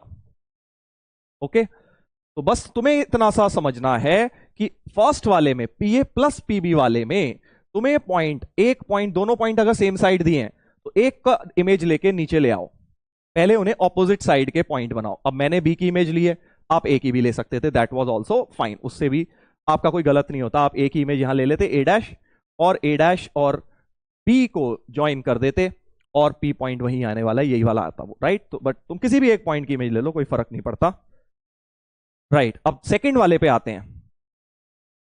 पीए फर्स्ट ऑप्टिमाइजेशन प्रॉब्लम तो ये हो गया कि भाई पीए प्लस पीसी की जो पीए प्लस पीबी की जो मिनिमम वैल्यू है वही, क्योंकि पीबी की जगह हम पीसी भी ले सकते हैं, तो पीए प्लस पीसी की मिनिमम वैल्यू एसी हो गई। तो PA plus PB greater than equal to A. अच्छा, ये तो मैंने इसका लॉजिक लिखा हुआ है, लॉजिक मिनिमम वैल्यू तो हमने लिख दी है ऊपर ही कि ये हो जाएगी एसी, राइट? तो triangle inequality is the logic. अब सेकंड ऑप्टिमाइजेशन प्रॉब्लम पर आते हैं। तो यहां पे क्या था बेटा? फर्स्ट वाले में पीए प्लस पीबी था, ध्यान रखना, अगर एडिशन है, एडिशन की मिनिमम वैल्यू, तो फर्स्ट वाला ऑप्टिमाइजेशन बनेगा। सेकंड वाले में डिफरेंस का मैक्सिमम वैल्यू बनेगा। देखो क्या लिखा हुआ है, डिफरेंस का मैक्सिमम वैल्यू पीए माइनस पीबी मैक्सिमम, राइट? पीए माइनस पीबी का मैक्स वैल्यू और उसमें पीए प्लस पीबी का मिनिमम वैल्यू, राइट? अब इसमें भी बनाते हैं, देखो फिर से क्वेश्चन पढ़ते हैं क्या है। क्वेश्चन ये है कि अगर A and B are on same side of L, बिल्कुल पहले की तरह ए और B same side of L में है, such that PA minus PB is maximum. तो अब इसमें कोई इमेज नहीं लेनी, इसमें कोई इमेज नहीं लेनी। वो कह रहे हैं सीधे पॉइंट पी कॉमन है एल और ए बी का, मतलब ये जो लाइन एल है और ए बी को ज्वाइन करिए, तो जहां ए बी इसको मिलेगी अल्टीमेटली पी पॉइंट वहीं जाकर आपको मिलेगा मैक्सिमम के लिए। प्रूव कर लेते हैं। कोई पहले हमने जनरल पॉइंट ले लिया पी, तो अब इस ट्राइंगल में डायरेक्ट ट्राइंगल इनइक्वालिटी लगा दो, इसमें डायरेक्ट लगा दो बेटा। अभी पहले हमने इमेज लेके लगाई थी, इसमें हम डायरेक्ट लगाएंगे, अभी तुम्हें समझ आ जाएगा क्यों डायरेक्ट लगा रहा हूं। तो अप्लाई ट्राइंगल इनइक्वालिटी, तो difference of two sides should always be less than equal to third side A B. यानी कि पीए माइनस पीबी की मैक्स वैल्यू कितनी हो गई, क्योंकि ये बोल रहा है कि मैं हमेशा less than equal to A B हूं, यानी मैक्स वैल्यू कितनी हो गई? ए बी हो गई बेटा। और अब इसमें मुझे क्या दिख रहा है कि ये पॉइंट उठ के एक्चुअली यहां आ जाएगा, क्योंकि पी पॉइंट जब यहां होगा, सोचो तभी तो P A minus PB A B के बराबर होगा, P A PB minus P A B के बराबर हो गया। तो मुझे क्या था, इसमें एक्सटीरियर पॉइंट ही चाहिए था। तुम्हें इतनी डिटेल में जाने की जरूरत नहीं है, मुझे इसमें एक्सटीरियर चाहिए, क्योंकि डिफरेंस तभी तो ए बी के बराबर आएगा ना। पहले हमें क्या चाहिए था, हमें उसको नीचे लाना पड़ा, क्योंकि उनका सम मिला के एसी बन जाए। तो सिंपल तुम इतना याद रख लो कि आपको फर्स्ट सिनेरियो के लिए ऑपोजिट साइड पे चाहिए होते हैं पॉइंट्स। सेम दिए थे तो हम इमेज लेके उसको ऑपोजिट बना लिया, इमेज लेके ऑपोजिट बना लिया। अगर सेम नहीं दिए होते, ऑपोजिट पहले ही दिए होते, तो इसमें इमेज नहीं लगाता मैं। इसके दो प्रॉब्लम और बन जाएंगे उल्टे, राइट? इसमें मैंने सेम दिए तो आपको ऑपोजिट चाहिए, आपने इसमें इमेज ले ली। ऑपोजिट ही दिए होते तो मैं इसमें इमेज नहीं लेता। वेयर एज सेकेंड सिनेरियो में मुझे मैक्सिमम वैल्यू यूं ही मिल जाती है, अगर वो सेम साइड है, मुझे सेम ही चाहिए होते हैं। अगर सेम दिए हैं तो डायरेक्ट लगा लो, बट अगर नहीं दिए सेम, तो मान लो अगर ए यहां दिया था, बी यहां दिया था, तब मैं बी की इमेज लेके उसे ऊपर ले जाता। मेरे को इसमें सेम साइड चाहिए होते हैं, बस इतना याद रखो। अगर सेम साइड चाहिए होते हैं और सेम दिए हैं तो हम इमेज नहीं लगाएंगे। इसी में अगर ऑपोजिट दे देते तो हम इमेज लेकर उसको सेम साइड पर ले आते और फिर हम इसके बाद ट्राइंगल इनइक्वालिटी लगा लेते, राइट? इतना सा याद रखना है तुम्हें कि पीए प्लस पीबी में तुम्हें ऑपोजिट साइड चाहिए होता है। सेम दिए तो ऑपोजिट बनाने के लिए एक की इमेज ले ली, ताकि एक ऊपर और एक नीचे आ जाए, फिर ट्राइंगल इनइक्वालिटी लगती है। Where as P A minus PB maximum के लिए सेम ही चाहिए होता है, सेम ही चाहिए होता है, इसलिए कोई इमेज नहीं ली। अगर ऑपोजिट दिया होता तब इमेज लेकर मैं सेम बना देता, राइट, सेम बना देता। इतना सा बस आपको याद रखना है। ट्राइंगल इनइक्वालिटी एक सिनेरियो में मैंने वैसे लगाई, एक में डायरेक्ट लगा ली क्योंकि हमें उसमें एक्सटीरियर पॉइंट बनाना था पी को। तो that is the optimization problem. चलो अब इस पे क्वेश्चन करवा देता हूं ताकि आपको पूरा 100% क्लियर हो जाए। जिन लोगों को थोड़ा भी डाउट रह गया क्वेश्चन से आपका डाउट पूरा क्लियर हो जाएगा। देखिए क्या है question. Consider 2 points A and B, M is a point on the straight line x plus y equal to 0। तो सबसे पहले तो और क्या पूरा आगे क्या पूछा है, M is a point on L such that A M plus B M is minimum. वही वाली चीज हो गई ना, दो फिक्स पॉइंट दिए, पी की जगह बस एम ले लिया, क्या फर्क पड़ता है। तो A M plus B M minimum मतलब फर्स्ट ऑप्टिमाइजेशन प्रॉब्लम है। इसका मतलब पहले पोजीशन चेक करो, 1 2 इसमें डालेंगे, 1 2 डालेंगे तो 3 मिल रहा है, E1 की वैल्यू 3 आई, E2 की वैल्यू जब आप इसको डालेंगे 3 माइनस 1 2 आई, दोनों पॉजिटिव, इंप्लाइज सेम साइड। क्या है ये दोनों सेम साइड पर है बेटा, ये दोनों सेम साइड पर है इस लाइन के। तो जो पॉइंट्स दिए हुए हैं एक्चुअली वो आपको ऐसे दिए हैं, ये एक लाइन है, ये आपको ए पॉइंट 1 2 दिया है और ये कहीं बी पॉइंट दिया है जो है 3 माइनस 1, दोनों सेम साइड दिए हैं। और पहला ऑप्टिमाइजेशन प्रॉब्लम है, हमें P A plus P B minimum चाहिए, राइट। तो हमें क्या करना होगा सर, एक की इमेज लेकर को नीचे ले जाना है, किसी भी एक की इमेज ले लो, ए की इमेज लेके उसको ए डैश या सी कुछ भी लिख लो, 1 2 की image x plus y equal to 0 में। अब देखो कुछ लाइंस की ना इमेज याद रखो, अलग से याद रख लो। किस किस की याद रखनी है तुम्हें, y equal to x mirror में जो a कॉमा बी की इमेज होती है वो b कॉमा ए बन जाती है।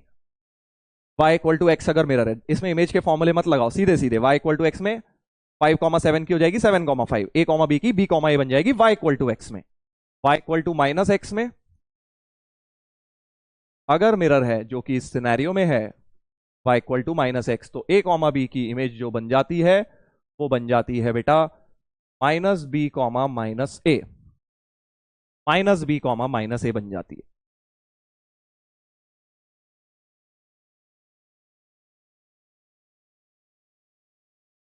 एक मिनट, सही लिखा है ना, minus B comma minus A ही बनती है।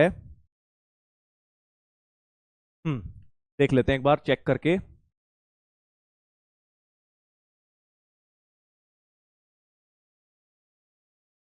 हाँ ठीक है, minus B comma minus A बन जाती है। तो 1 कॉमा 2 की क्या बन जाएगी बेटा, माइनस 2 कॉमा माइनस 1 बन जाएगी, क्योंकि mirror y equal to minus x है। आपको एक्स वाई इंटरचेंज करने और दोनों में माइनस लगा देना है, राइट। ऐसे आप इमेज लेंगे उसकी 1 कॉमा माइनस 2 1 कॉमा 2 की। तो अब a डैश, अब क्या पूछा है, देन रिफ्लेक्शन ऑफ m। तो m इज द पॉइंट, पहले तो m निकालना है। तो m कौन सा पॉइंट होता है, m सर ये वाला पॉइंट होता है जो इन दोनों को ज्वाइन कर देते हैं। तो ये वाला पॉइंट ही अपना m पॉइंट होगा, ये वाला पॉइंट ही m पॉइंट होगा। तो पहले तो m निकाल लोगे क्या, आप सोचो, कैन वी गेट m। बिल्कुल सर, ये वाली लाइन तो पता है और ये लाइन हमें मिल जाएगी, इसकी तो 2 पॉइंट फॉर्म से इक्वेशन निकाल लेते हैं ना। इनफैक्ट दिख ही रही है, इसका भी y माइनस 1 है, इसका भी y माइनस 1 है। तो equation of a dash b is y equal to minus 1। 2 point form से भी निकाल सकते हो, बट मुझे दोनों का y कांस्टेंट दिख रहा है, मैंने सीधे y माइनस 1 लिख दिया। और इसको इसमें डाल दीजिए, इसको इसमें डाल दीजिए, तो देयरफॉर m के कोऑर्डिनेट्स हो जाएंगे, y तो माइनस 1 है ही, x हो जाएगा 1, क्योंकि इस लाइन को सेटिस्फाई भी करना चाहिए। 1 कॉमा माइनस 1 m हो गया। अब क्या पूछा है, m is the point on such that, ठीक है, reflection of m in this y equal to x में रिफ्लेक्शन a कॉमा b की b कॉमा a हो जाती है। तो m डैश अपना क्या हो जाएगा, माइनस 1 1 हो जाएगा बेटा, माइनस 1 1। बी ऑप्शन हो गया, बी ऑप्शन आ गया आंसर, राइट। ऐसे करना है तुम्हें, बढ़िया। देखो क्या जबरदस्त एप्लीकेशंस हैं इमेज के इस क्वेश्चन में भी। चलो एक और इसी पैसेज का दूसरा पार्ट लेते हैं। वही डेटा सेम है, डेटा सेम है। अब इस बार हम चाहते हैं m is the point such that am minus B M maximum हो जाए, वही P A minus P B maximum. फिर से बेटा सेम साइड के पॉइंट दिए हैं, सेम साइड के दिए हैं। अगर ऑपोजिट साइड दिए होते तब इसमें तो मुझे सेम ही चाहिए होते हैं, इसमें तो मुझे सेम ही चाहिए होते हैं, इसलिए कोई इमेज नहीं लूंगा मैं। अगर यहाँ ऑपोजिट दिए होते तब इसमें इमेज लेता, इस वाले में इमेज लेता, पिछले में नहीं लेता फिर, राइट। इसमें मुझे ऑलरेडी सेम साइड दिए हैं, तो मुझे कोई जरूरत ही नहीं है सर। सीधे सीधे हम क्या करेंगे, इस लाइन को ज्वाइन करके जहां पर भी ये इसको मिलेगी वही हमारा पॉइंट होने वाला है। This is going to be the M point in this case. कर लोगे अब, सीधे सीधे एम निकल जाएगा, इसको हम निकाल लेंगे सर। चलो निकाल देता हूं, इस लाइन को 2 पॉइंट फॉर्म से लिखो। Slope of A B 3/1 - 3 3/-2। तो इक्वेशन ऑफ ए बी क्या हो जाएगी, इक्वेशन ऑफ ए बी हो जाएगी सर y-2 = -3/2 x - 1।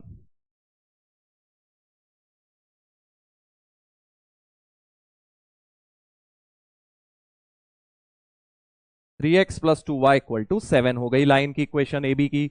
और इसको y = -x, ये मिरर था, इस लाइन के साथ सॉल्व कर दीजिए।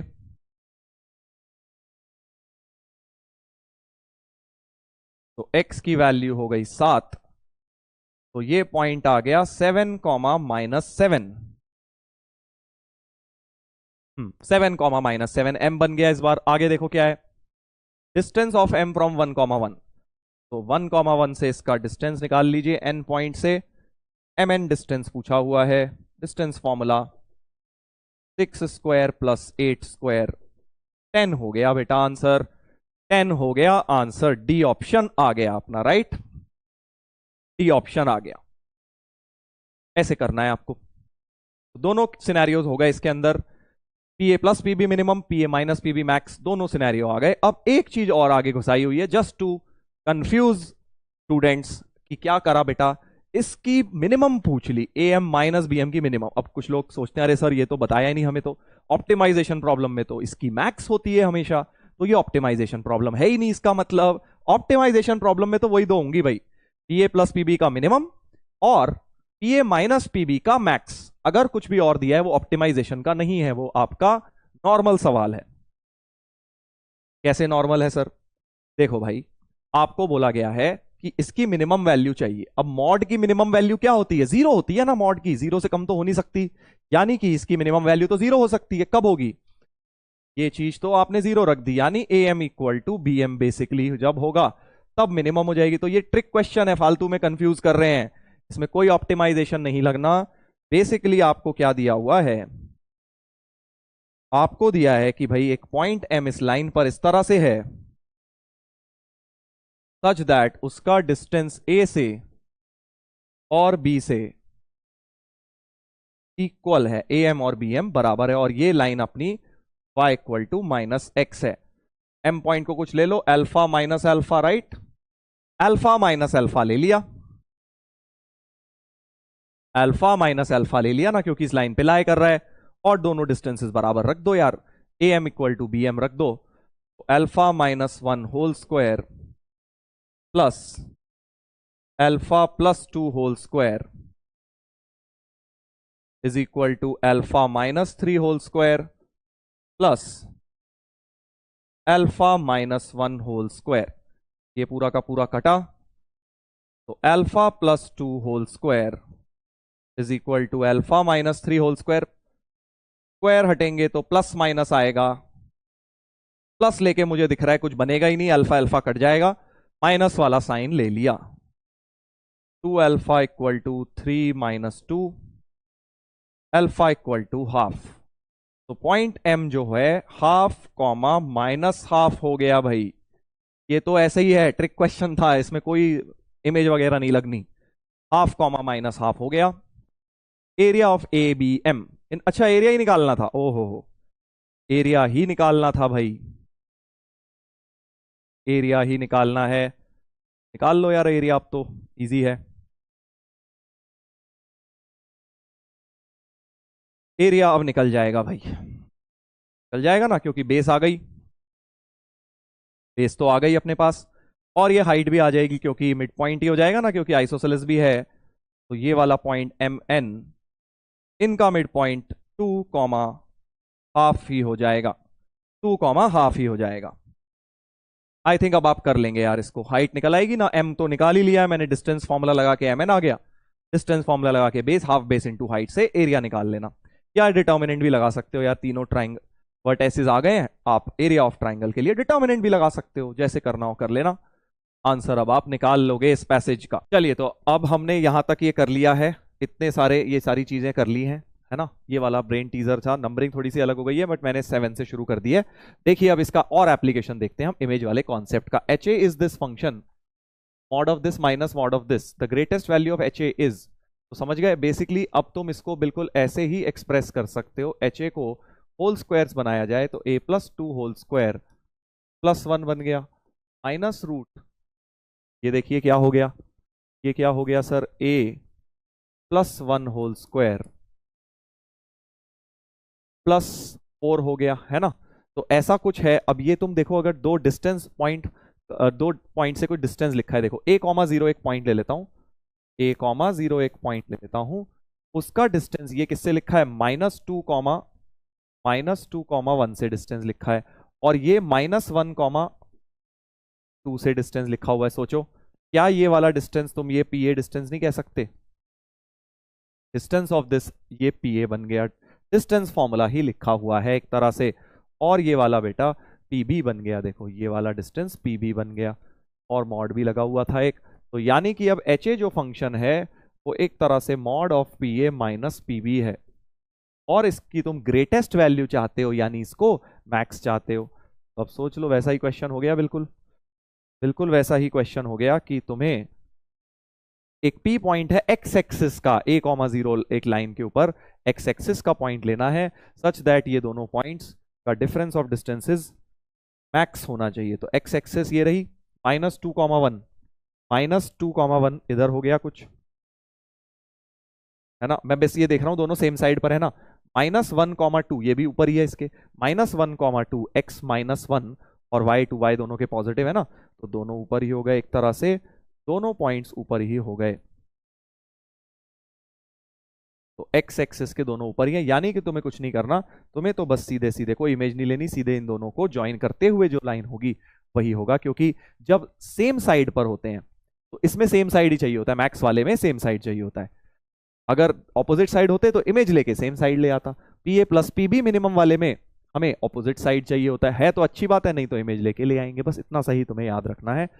बस अब इसको ज्वाइन कर दो, equation of A B, equation of A B निकाल लेता हूं, इक्वेशन ऑफ ए बी हो गई, स्लोप पहले निकाल लेते हैं, 2 -1 अपॉन -1 प्लस 2, तो -1 हो गई स्लोप, तो y -1 equal to -1 into x plus 2, तो y equal to X plus 3 हो गया, y जो है x प्लस 3 के बराबर हो गया, ठीक है, x प्लस 3 के बराबर y हो गया। यानी कि अब इसका अगर ये पॉइंट निकालना है तुम्हें कि कहाँ पे ये कौन सा पॉइंट होगा, तो बेसिकली इसी को ज्वाइन करके एक्स एक्सिस पर जो पॉइंट आएगा वही पॉइंट होगा, यानी कि इसमें बस तुम्हें क्या करना है, y0 डालना है, y0 डालना है, ताकि एक्स एक्सिस का पॉइंट ये -3,0 मिल जाए, यानी कि जो पॉइंट होगा जहां पे P A minus P B max हो रहा होगा वो -3,0 हो रहा होगा।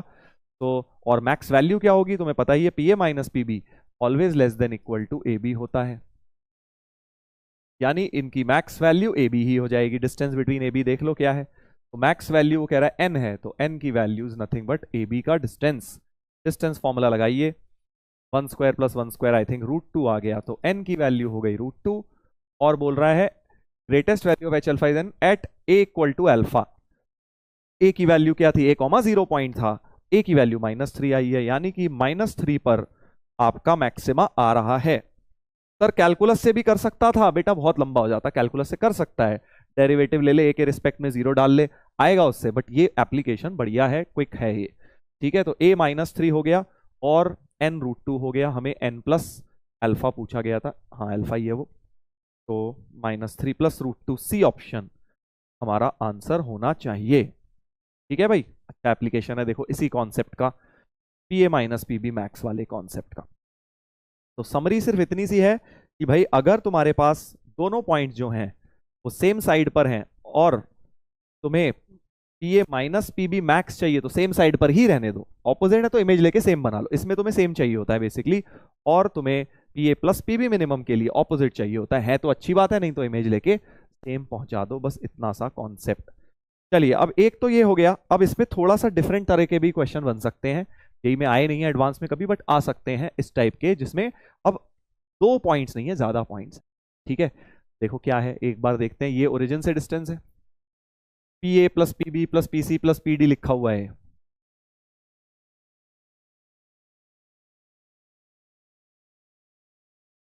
ठीक है, तो एक काम करते हैं कि ए पॉइंट है तुम्हारा 0 0, बी पॉइंट हो गया 1 0, सी पॉइंट हो गया 0 1। ठीक है,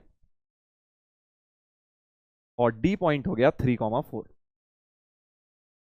तो इस चीज की तुम्हें मिनिमम वैल्यू चाहिए, P A plus P B plus P C plus P D की मिनिमम वैल्यू चाहिए। ठीक है, तो अब फिर से तुम बेटा इसमें वही फंडा लगा सकते हो कि अगर मान लो पी पॉइंट कहीं पर है इस तरह से, तो अगर मैं इस ट्राइंगल पी ए डी को देखूं, ट्राइंगल पी ए डी को देखूं, तो P A plus P D, P A plus P D, P A plus P D greater than equal to A D होगा, है ना। और इक्वालिटी आ जाएगी जब ये पिचक जाएगा, P A plus P D की मिनिमम वैल्यू ए डी हो जाएगी, right.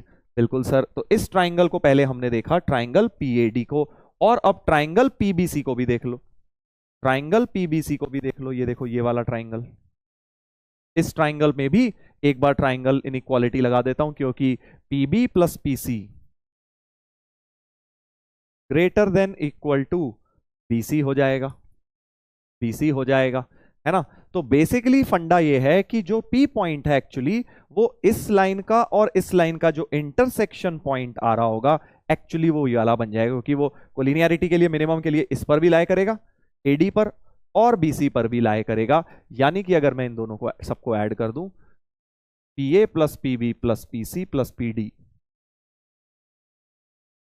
Greater than equal to A D plus B C. A D कितना है देखो, ए डी तो 5 था, ए डी तो 5 था तुम्हारा ये वाला फॉर्मूला से, और ये वाला तुम्हारा √2 है, √2 है, राइट। तो 5 प्लस √2 से बड़ा हो गया, 5 प्लस √2 इसकी मिनिमम वैल्यू आ जाएगी बी ऑप्शन। और किस पॉइंट पे आएगी, इनका इंटरसेक्शन निकाल लेना इन दोनों लाइंस का। अब तुम बोल सकते हो कि सर आपने इन दो वाले ट्राइंगल में ही क्यों लगाया, पीसीडी में क्यों नहीं लगा लिया, पीसीडी में क्यों नहीं लगा लिया। वो बेसिकली ताकि वो बीच में आए, एक्चुअली पी को बीच में रखना है ना, इसको ले लूंगा तो वो पी ऊपर चले जाएगा, ये ले लेता तो वो नीचे आ जाता, तो वो तो दो अलग अलग पॉइंट्स बन जाते, इसलिए मैंने क्रॉस वाले लिए हैं, इधर डायगनली इधर भी डायगनली वाले क्रिएट किए हैं मैंने। अच्छा क्वेश्चन है, 2 बार हमने वही चीज एक तरह से लगा ली है, तो फाइनल आंसर होना चाहिए इसका बी ऑप्शन, 4 पॉइंट्स में। चलो एक 3 का भी थोड़ा सा तुम्हें दिखा देता हूं, 3 का भी एक एप्लीकेशन दिखा देता हूं इसी के ऊपर। 4 का कर लिया, 2 का कर लिया, एक 3 का भी, 3 में थोड़ा सा ट्रिकी होता है देखो। सबसे पहले तो एफ ए बी एक फंक्शन दिया है इस तरह का, least value of F A B, try करो जरा, थोड़ा सा अजीबोगरीब मुश्किल क्वेश्चन है ये, बट स्टिल फिर से इसको पहले तो डिस्टेंस फॉर्मूला फॉर्म में लेके आता हूं। देखो 49 49, देखो यहाँ 7√2 आ रहा है, यानी ए स्क्वायर बाई 2 और ए स्क्वायर बाई 2 अलग कर लेता हूं, तभी वो परफेक्ट स्क्वायर बनेगा।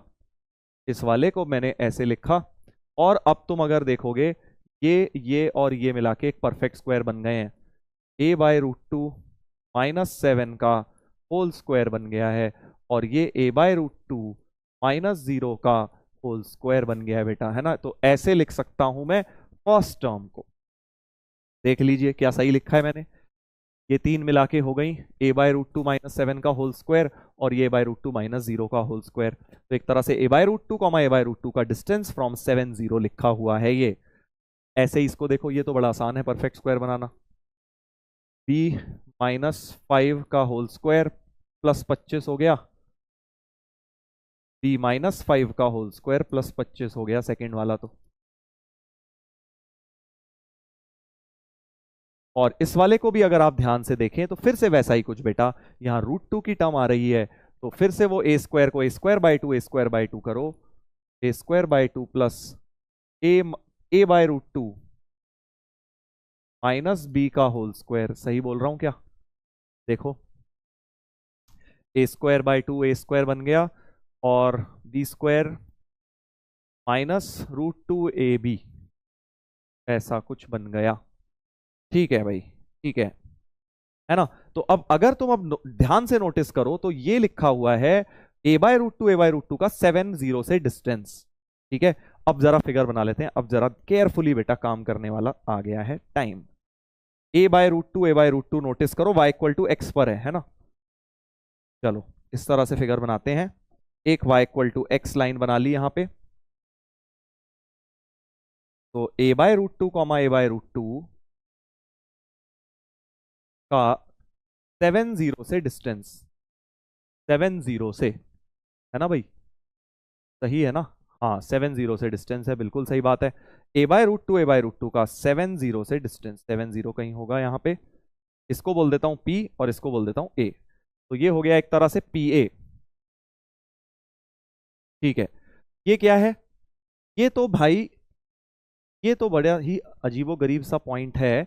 ये B,0 का 5 से डिस्टेंस है, सोचो, है ना। 5,5 भी इसी लाइन पे कहीं होगा, यहां ले लो, क्या फर्क पड़ता है, कहीं भी ले लो। y = x पर ले लिया कहीं भी, 5,5 का B,0 से डिस्टेंस है। ठीक है सर, B,0 भी ले लो, कहीं पर भी ले लो, B,0 यहां ले लिया, है ना। इन दोनों का डिस्टेंस है एक तरह से, इसको मैं B और इसको C पॉइंट बोल देता हूं।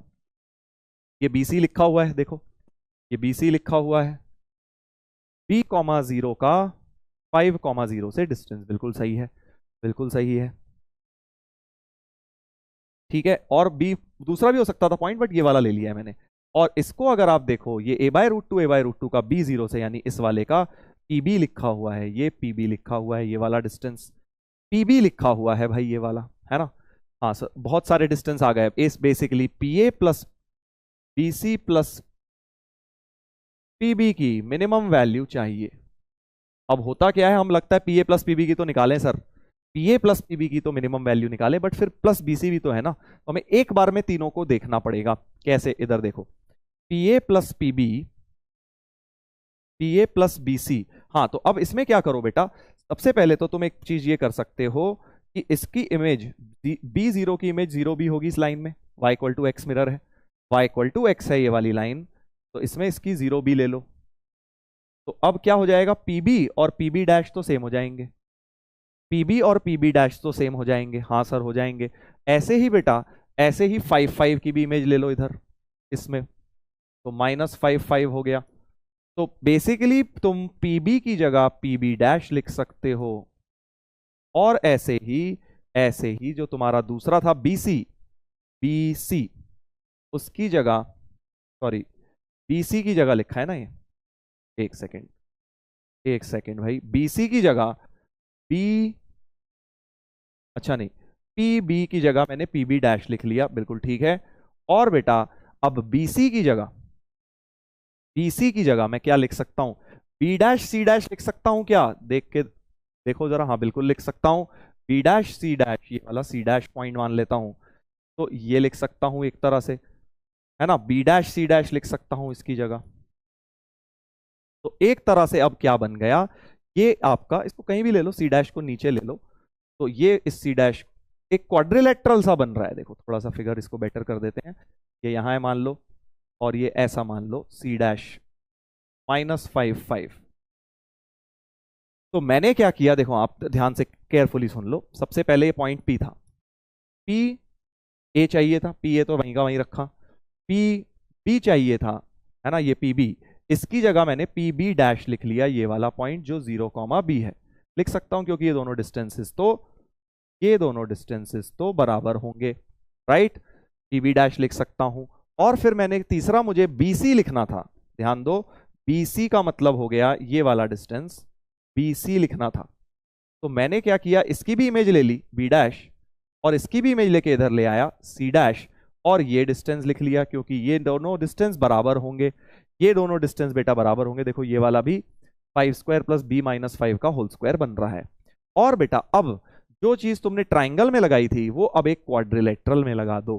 कौन से क्वाड्रिलेटरल में, इस वाले क्वाड्रिलेटरल में, this one, sum of 3 sides is always greater than equal to third side, है ना, क्योंकि बेसिकली इसको मैंने कोने में पहुंचाया और ये बीच में लाया दोनों पॉइंट, तभी तो वो पिचक के सेम कोलिनियर आएंगे ना, दैट इज वाई मुझे इनकी इमेज लेनी पड़ी, और ये इस कोने में और जो दूसरा था इस कोने में। तो in quadrilateral A P B dash C dash, sum of three sides A P plus P B dash plus B dash C dash is always greater than equal to C dash A. ये तो बोल ही सकता हूं, sum of three sides is always greater than equal to third side. Collinear हो जाएगा जब ये दोनों बीच में पिचक जाएंगे, यानी इस चीज की मिनिमम वैल्यू, इसकी जगह तो लिख लिया, पी बी डैश की जगह तुमने अभी देखो पी बी लिखा था, और बी डैश सी डैश की जगह बी सी लिखा था। तो A P plus P B plus B C की जो मिनिमम वैल्यू आएगी वो तुम्हारी सी डैश ए हो जाएगी बेटा। सी डैश ए तुम डायरेक्ट कैलकुलेट कर सकते हो, देखो डिस्टेंस फॉर्मूला से सी डैश ए तुम्हारा निकल आया 7 5 12 का स्क्वायर प्लस 5 का स्क्वायर, दैट इज 13 आ गया बेटा। तो मिनिमम वैल्यू इसकी 13 आ गई। बहुत ही बढ़िया क्वेश्चन, क्योंकि बीच में लाना था, देखो जो वेरिएबल पॉइंट्स थे इनको मैं बीच में ले आया, अब ये पिचक जाएगा तो ये तीनों, जैसे उस ट्राइंगल में क्या होता था, जब ये वाला होता था ऐसे तो ये पॉइंट बीच में आ जाता था, तो P A plus P B equal to A B बन जाता था। वैसा ही कुछ क्वाड्रिलेटरल में आपने सोचिए दो पॉइंट्स को बीच में ले आया, तो जब कोलिनियर होगा तो ये वाला A P plus P B dash plus this, इसकी वैल्यू ये वाली मिनिमम बन जाएगी बेटा। Sum of three side greater than fourth side वाला फंडा लगा दिया। अच्छा था ना, देखो अच्छा क्वेश्चन था ये वाला। क्वाड्रिलेटरल में वही चीज लग गई, एप्लीकेशन ऑफ इमेज। सर ये तो बड़ा मुश्किल है, हम कैसे सोचेंगे खुद से, इसलिए तो तेरे को सिखा रहा हूं। आया नहीं है, देखो ये वाला एडवांस में नहीं आया एप्लीकेशन इस तरह की इमेज की, बट है कॉन्सेप्ट जेई में, कभी भी आ सकता है बेटा, ऐसा कुछ भी नहीं है इसमें। चलिए अगला ब्रेन टीजर नंबर 9 हुआ था ना, ये 10 कहाँ गया, चलो पहले इसको 10 कर लेते हैं। ठीक है 10 गायब हो गया, 10 को एक ऊपर कर लेंगे।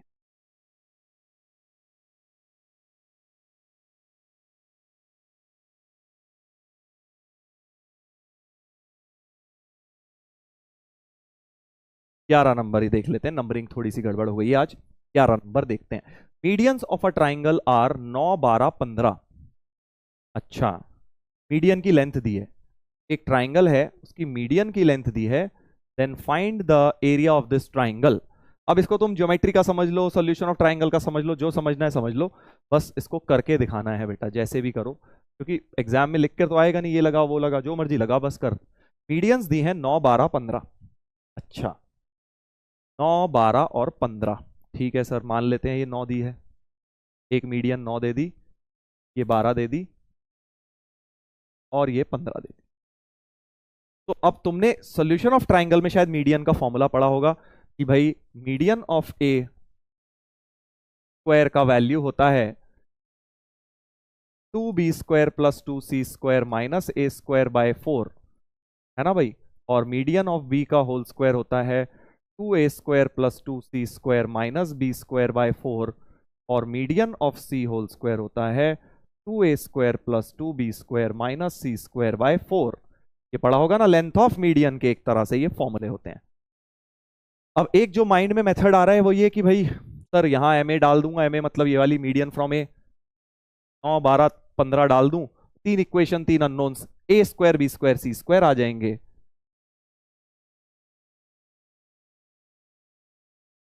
और ए स्क्वायर बी स्क्वायर सी स्क्वायर आ गए तो हेरॉन्स फॉर्मूला से एरिया ऑफ ट्राइंगल आ जाए। देखिए ये थॉट है दिमाग में, यही आता है सबसे पहले, मेरे भी यही आया था सबसे पहले इसको देख के, बट फिर थोड़ा सा सोचा यार ये इतना लेंदी क्वेश्चन नहीं होगा, थोड़ा सा इसमें देखिए दिमाग लगाएंगे।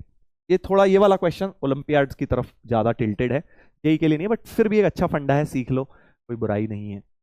ये था हमारा सेंट्रॉइड, ठीक है सर। अब इसमें क्या करना है बेटा, थोड़ा सा इसमें कंस्ट्रक्शन करना है। देखो कैसे कंस्ट्रक्शन करना है, ध्यान से देखेंगे कि इस मीडियन को जरा एक्सटेंड करो, इस मीडियन को एक्सटेंड कर दो जीएम को जी डैश तक, such that this is equal to this, ठीक है।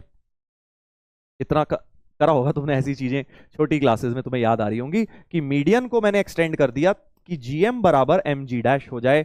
और बेटा अब अगर मैं इसको और इसको ज्वाइन कर लूं तो क्या मैं एक पैरेललोग्राम देख पा रहा हूं बेटा, क्या मैं एक पैरेललोग्राम देख पा रहा हूं। Answer is yes. कौन सा? क्योंकि डायगोनल बाइसेक्ट हो रहे हैं, देखो ये दोनों बराबर हैं, ये और ये तो वैसे ही बराबर होते हैं, मिड पॉइंट है एम, तो यानी डायगोनल्स बाइसेक्ट हो रहे हैं। यानी कि मेथड 2 कर रहा हूं मैं, मेथड 1 पे तो नहीं जा रहा हूं। मेथड 2 क्या कह रहा है कि डायगोनल्स बाइसेक्ट करते हैं, तो B G C G dash is a parallelogram. Diagonal bisect हो रहे हैं, पैरेललोग्राम होना चाहिए। ठीक है, यानी ऑपोजिट साइड्स पैरेलल और इक्वल होनी चाहिए। हाँ सर। अब देख, क्योंकि तुम्हें एक और फंडा पता है, मीडियन तो 2:1 रेशियो में डिवाइड करती है, centroid divides median in the ratio 2:1। यानी अगर ये 9 थी तो ये 3 है, सॉरी 6 और 3 हो गई ये वाली, ये 6 और 3 हो गई। ऐसे ही अगर ये वाली तुम्हारी, अगर तुम्हारी बेटा ये वाली तुम्हारी मान लो 12 थी, तो 12 का मतलब कितना हो गया? 2:1, है ना? तो 2x प्लस x बराबर 12 हो गया, यानी x बराबर 4, यानी कि 8 हो गया ये, और ये 4 हो गया। समझ रहे हो ना? ऐसे ही ये वाली लेंथ तुम्हारी टोटल 15 थी, कोई सी भी 15 ले लो, 12 ले लो, फर्क नहीं पड़ रहा। बी, चलो ये वाली ले लेते हैं, क्योंकि हमने बीई सेकंड वाली को 14 ले लिया है, तो ये हो गई 8 और 4। ऐसे ही थर्ड मीडियन तुम्हारी 15 है, तो 5 10 और 5 हो गई। क्या ये बात सही है? क्या ये बात सही है कि ये सब लेंथ्स मैंने ऊपर लिख दी हैं इनके? ठीक है, तो ये 8 है, तो ये भी 8 हो गया, क्योंकि भाई पैरेललोग्राम है, ये और ये बराबर हो गए। ये 10 है, तो ये भी 10 हो गया भाई, है ना भाई? ठीक है सर, ये भी 10 हो गया, ये भी 10 हो गया। अब क्या किया जाए? ये 10 हो गया। हाँ, अब बड़ी प्यारी सी चीज हो गई, देखो, अगर अब आप ट्राइंगल को देखें, जी जी डैश सी, ट्राइंगल जी जी डैश सी राइट एंगल ट्राइंगल बन गया। कैसे? क्योंकि ये तो लेंथ 6 है, देखो ये तो लेंथ 6 है, ये लेंथ 6 है ना? हाँ, 3 और 3, और ये 8 है, और ये 10 है ना? तो 6 8 10 राइट एंगल ट्राइंगल बन गया, राइट एंगल ट्राइंगल बन गया बेटा। हाँ, 6 8 10 का राइट एंगल ट्राइंगल बन गया। ठीक है, उधर भी कह सकते हो, बात एक ही है। तो यानी ये एंगल 90 हो गया, ये एंगल तुम्हारा 90 हो गया। अब इसमें कुछ कुछ एरिया वेरिया खेलते हैं, देखो। कैसे करेंगे? Area of this triangle, area of this triangle, देखो क्या हो जाएगा? Area of triangle G G dash C half 6 into 8 हो गया, 8 6 48 का आधा 24 हो गया। मतलब ये जो ट्राइंगल है बेटा, ये जो ट्राइंगल है तुम्हारा ये वाला, इसका एरिया 24 आ गया। आप ध्यान से सुनना, तो 24 ही इसका भी हो जाएगा सर, है ना? 24 इसका भी हो जाएगा। बिल्कुल ठीक बात है सर, बिल्कुल ठीक बात है। तो यानी इस पैरेललोग्राम का एरिया तो 48 हो गया, है ना? अब तुमने एक बात देखी होगी कि भाई ये वाली चीज जो होती है, इसके एरिया बराबर होते हैं, क्योंकि पैरेललोग्राम जो होता है वो डिवाइड करता है बराबर एरिया के ट्राइंगल्स में, बराबर एरिया के ट्राइंगल्स में डिवाइड करता है ना भाई? हाँ सर। तो यानी कि अगर ये 48 है, तो ये ऊपर वाला 12 हो गया, ऊपर वाला एरिया 12 हो गया। ठीक है सर। यानी बेसिकली एक तरह से बोला जाए तो अगर ये 24 है, 24 है, तो ये भी 12, ये भी 12, ये भी 12 और ये भी 12 हो गया, है ना? चारों एरिया 12 12 हो गए। अब बहुत ही बढ़िया चीज हो गई, देखो कैसे? क्योंकि अगर ये एरिया, अब एक और चीज है, एक और चीज है, क्या चीज है सर? छोटी क्लासेस की देख प्रॉपर्टी लग रही है, उससे बहुत easily area of triangle create हो जाएगा डायरेक्टली। अब बड़े वाले का करके देखो, तुम कर सकते हो। अब तुम कर सकते हो, देखो देखो, अगर ये मीडियन है, तो तुम्हें पता है कि मीडियन अगर ये जी है, ए बी सी, तो अगर ये, क्योंकि इसका बेस डबल होता है, ये 2:1 रेशियो होता है, तो इसका एरिया भी 2a और ये a होता है ना? इसका ट्राइंगल का एरिया a है, तो इसका 2a, क्योंकि हाइट तो सेम है, बेस के रेशियो में ट्राइंगल का एरिया भी आ जाता है। ठीक है सर। यानी कि बेटा अब तुम अगर देखो, ये वाला एरिया 12 है, तो ऊपर वाला एरिया 48 हो गया। कौन सा? ये वाला नीला वाला एरिया, तो 24 हो गया मिला के। समझ गए? नीला वाला 24 हो गया, क्योंकि ये 12 था, तो ये उसका डबल हो गया 24। ऐसे ही बेटा इधर भी तुम कर सकते हो, ऐसे ही इधर भी तुम कर सकते हो कि ये वाला एरिया जो आया तुम्हारा, इसका ये वाला फिर से डबल होगा, तो ये 12 है, तो ये वाला भी 24 हो गया, तो ये भी 24 हो गया भाई। तो ये 24 मिला के 24 और ये 24, so final area of triangle ABC 24 plus 24 plus 24 हो गया, 72 आ गया। देखो एरिया, इसमें ज्यादा कुछ स्ट्रेट लाइन नहीं लग जाता अगर तुम इसमें कोऑर्डिनेट ज्योमेट्री इंट्रोड्यूस कर देते और एबीसी से कर लेते तो लेंथी हो जाता। ठीक है, तो बीच में एक थोड़ा सा ज्योमेट्री बेस्ड करा दिया है, इसमें थोड़ा सा एक तरह से एरिया ऑफ ट्राइंगल्स का कॉन्सेप्ट यूज हो गया। देख लो, मतलब थोड़ा सा मैं कर रहा था क्वेश्चंस, ऑल दो स्ट्रेट लाइंस के ही देख रहा था, बट उसके बीच में बन गया तो मैंने कहा चलो करा देते हैं तुम्हें, ये चीज भी एक अच्छा क्वेश्चन मिल गया था ज्योमेट्री बेस्ड। सही है ना, सही किया है ना मैंने। दोबारा देख लो क्या किया मैंने। सबसे पहले तो कंस्ट्रक्शन करी, जितना ये था उतना नीचे ले गए, ये पैरेललोग्राम बन गया, और इस पैरेललोग्राम में साइड लेंथ निकाल ली मैंने, क्योंकि 2:1 मीडियम की लेंथ होती है, तो 8 10 और ये 6 आ गई। इससे ये लाल वाला ट्राइंगल राइट एंगल ट्राइंगल बन गया। राइट एंगल ट्राइंगल बनने की वजह से ये वाला एरिया बड़ी प्यार से निकल कर आ गया, 24 आ गया। तो यानी ये 12 12 साढ़े 12 हो जाएंगे, है ना, साढ़े 12 हो जाएंगे। 12 है तो उसका डबल होता है 24, क्योंकि मीडियन के साथ अगर हम ये देखें तो ये क्योंकि 1 है और ये 2 है, रेशियो ऑफ बेसिस डबल है, हाइट तो सेम आएगी, तो इस ट्राइंगल का एरिया भी डबल हो जाएगा। तो ये 12 तो नीला वाला एरिया, ये 24, ये भी नीला वाला 24, 24 24 12 12 ऐड करके एरिया ऑफ ट्राइंगल निकल गया। ठीक है, चलिए आगे बढ़ते हैं, अगले पर आएंगे, वापस आते हैं थोड़ी ज्योमेट्री, कोऑर्डिनेट ज्योमेट्री पे। प्लेन ज्योमेट्री का एक क्वेश्चन बन गया था बीच में, अब कोऑर्डिनेट पे वापस आते हैं। Brain teaser number 12, locus of a point of intersection of lines given by the equation। कुछ इक्वेशंस दी हुई हैं, देखते हैं क्या है। x cos theta plus Y sine theta equal to 4, x cos phi plus Y sine phi equal to 4, दोनों similar lines हैं, बस थीटा की जगह फाइव आ गया है, और जो थीटा फाइव वेरिएबल है वो इसको सेटिस्फाई कर रहे हैं, और कह रहे हैं इनका जो लोकस आएगा पॉइंट ऑफ इंटरसेक्शन का वो प्रूव करो कि एक पैराबोला आएगा, हिंट दे दी है, जिसकी लेटेस्ट रेक्टम की लेंथ पूछिए। बहुत बढ़िया क्वेश्चन है, लोकस का हल्का सा इसमें एप्लीकेशन लग रहा है। अब इन दोनों में लोकस में क्या करते हैं, वेरिएबल एलिमिनेट करते हैं। सर थीटा फाइव एलिमिनेट करना होगा, बेसिकली थीटा फाइव एलिमिनेट करना है इन दोनों इक्वेशन में। X cos theta plus Y sine theta equal to 4 है, और X cos phi plus Y sine phi equal to 4 है। अब नॉर्मल इंसान इस तरीके से ही सोचते हैं कि सर इनको ऐड सब्ट्रैक्ट कर लेता हूं, कुछ कुछ सब्ट्रैक्ट करके 4 माइनस 4 0 हो जाएगा।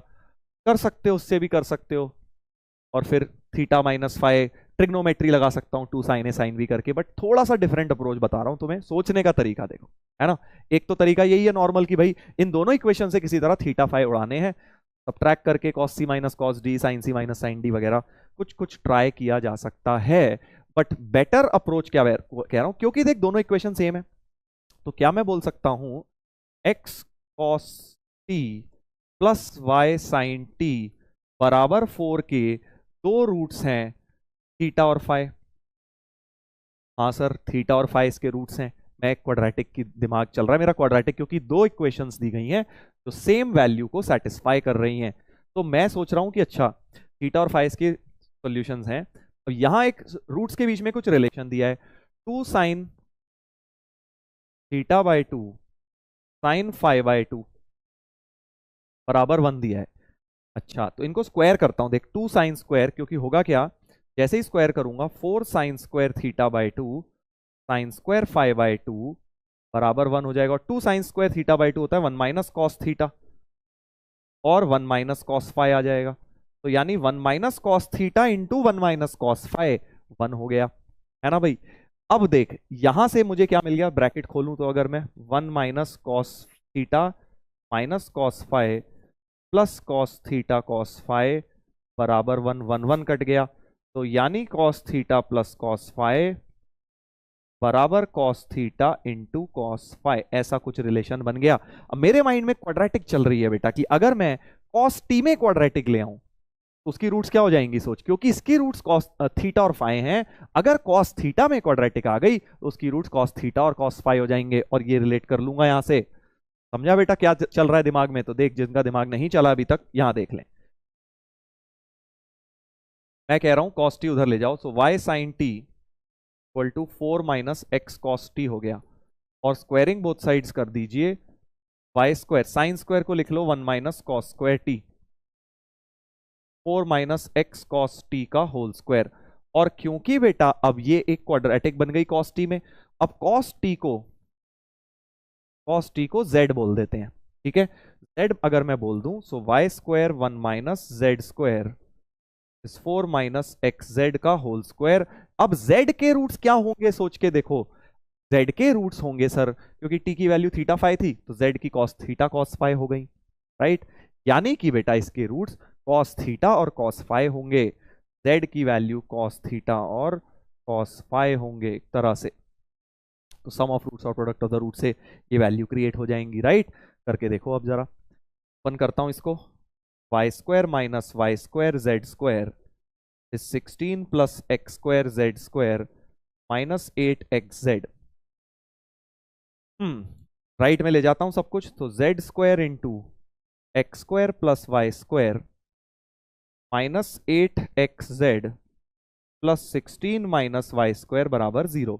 ये क्वाड्रेटिक आ गई z में, जिसका sum of roots cos theta plus cos phi, cos theta plus cos phi हो गया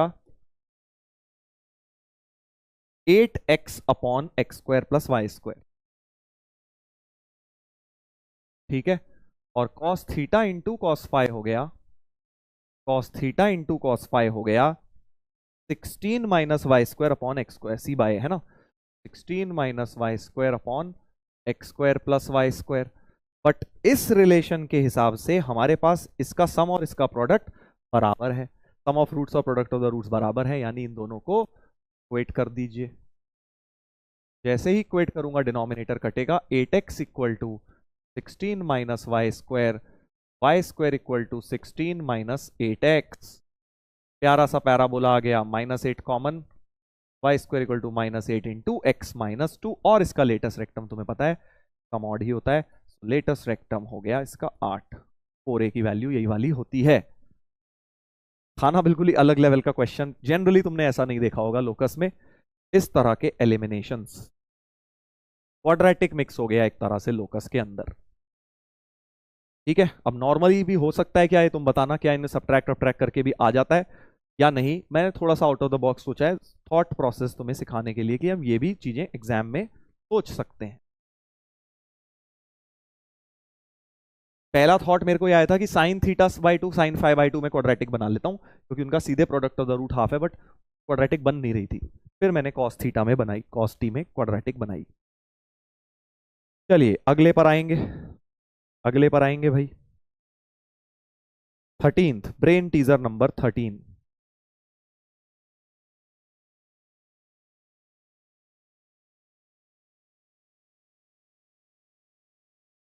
alpha beta A B C दिया है, A is point lying on the line this, area of triangle such that box, अरे ये तो homework में करोगे यार, ज्यादा टफ नहीं है।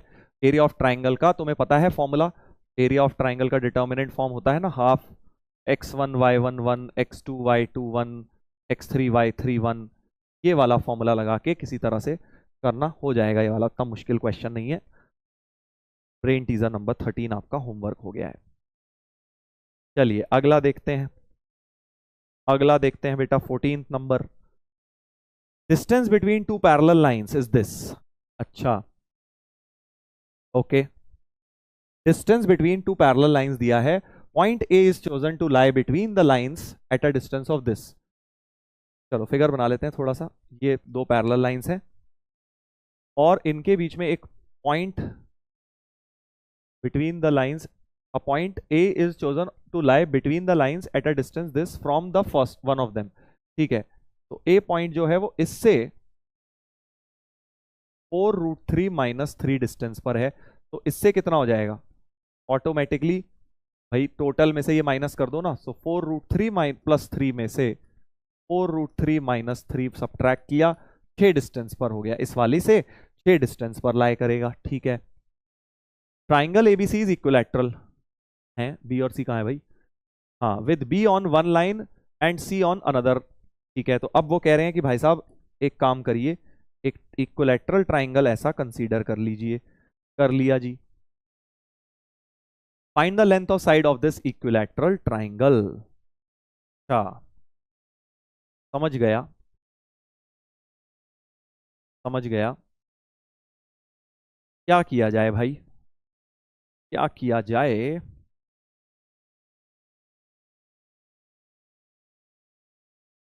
Length of side of this equilateral triangle. Okay,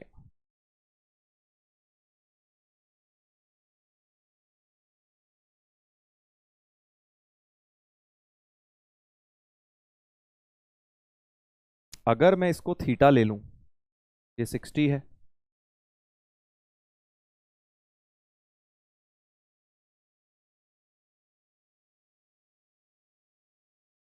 तो साइन थीटा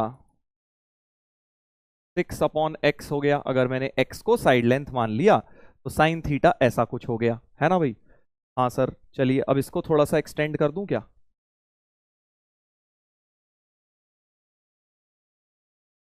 जरूरत है क्या एक्सटेंड करने की? चलो इस वाले में देखते हैं, इस वाले में देखते हैं क्या हो रहा है। इस वाले में क्योंकि यहां पे 60 है तो ये भी भाई 60 ही है, तो ये वाला कितना हो जाएगा? ये 60 माइनस थीटा हो जाएगा, याद सोचो। 60 माइनस थीटा हो जाएगा क्या ये वाला एंगल? क्या ये वाला एंगल 60 माइनस थीटा हो जाएगा? क्योंकि देखो पैरेलल लाइंस है ना, पैरेलल लाइंस के बीच में अगर ये हो तो इन दोनों एंगल्स का सम 180 होता है। तो ये 60 प्लस थीटा है, ये 60 है, तो वो 60 माइनस थीटा होगा, तभी तीनों दोनों का सम मिला के 180 हो जाएगा। तो वो 60 माइनस थीटा हो गया। बस अब तो आई थिंक फिर से इस ट्राइंगल के अंदर भी ट्रिग्नोमेट्री लगा लेता हूं। Sine 60 minus theta, sine 60 minus theta perpendicular हो गया 4√3 माइनस 3, और हाइपोटेनस ये वाली लेंथ x हो गई। समझे? एक तरह से मैं थोड़ा सा लिंक कर रहा हूं ट्रिग्नोमेट्री से ही, बिना इसमें कोऑर्डिनेट ज्योमेट्री अभी तक मैं लाया नहीं हूं। बाकी अगर मन करेगा तो ले आऊंगा कोऑर्डिनेट ज्योमेट्री भी। ठीक है, ठीक है सर, अब क्या होगा? तो इक्वेशन दो अननोन्स हैं वैसे तो एक काम करते हैं, साइन 60 माइनस थीटा को खोलते हैं। Sine 60 cos theta minus cos 60 sine theta equal to 4√3 minus 3 upon X. ठीक है सर, अब देखो साइन 60 होता है √3/2 कॉस थीटा, अभी लिख लेते हैं, और साइन 60 होता है हाफ, और साइन थीटा है 6/x। तो एक तरह से ये -3x हो गया, जो यहां पर भी इनको अलग अलग करूंगा तो 4√3/x माइनस 3/x, ये और ये टर्म तो कट गई, मजा आ गया। और √3/2 कॉस थीटा, ठीक है भाई, यहां से भी √3 कटा, तो कॉस थीटा बन गया तुम्हारा 8/x, कॉस थीटा बन गया 8/x। हो गया, अब तो देख हो गया बेटा, क्योंकि जैसे ही अब मैं इन दोनों को डिवाइड कर दूंगा tan थीटा आ जाएगा, इसको और इसको डिवाइड कर दिया तो tan थीटा मेरे पास क्रिएट हो गया। tan थीटा बन गया x कट गया 6/8 यानी कि 3/4, tan थीटा बन गया 3/4, तो ये 5 हो गया। सो साइन थीटा हो गया 3/5, साइन थीटा को यहाँ डाल दे, 3/5 इक्वल टू 6/x। x की वैल्यू 10 आ रही है भाई मेरी, तो साइड लेंथ जो है 10 आ रही है, ट्राइंगल की साइड लेंथ 10 आ गई। अगेन इसमें बिना कोऑर्डिनेट ज्योमेट्री इंट्रोड्यूस करे करा। तो सर यहाँ पे क्यों कर रहे हैं? देख एग्जाम में नहीं पता ना हमें कोऑर्डिनेट लाने या नहीं लाने, तो अप्रोच सिखा रहा हूं मैं तुम्हें। हो सकता है डायरेक्ट हो गया, नहीं तो फिर हम एक दो ऐसी लाइंस क्रिएट कर लेते, y equal to mx plus c1, y equal to mx plus c2, और फिर उनका distance between parallel lines create करने की कोशिश करते। डायरेक्टली प्लेन ज्योमेट्री से बन गया, इसलिए मैंने इसे ऐसे कर दिया। और भी मेथड हो सकते हैं, बताना आपके दिमाग में क्या आया, इसको वैसे भी कर सकते हैं। चलिए अगला देखते हैं, अगला देखते हैं क्या है क्वेश्चन।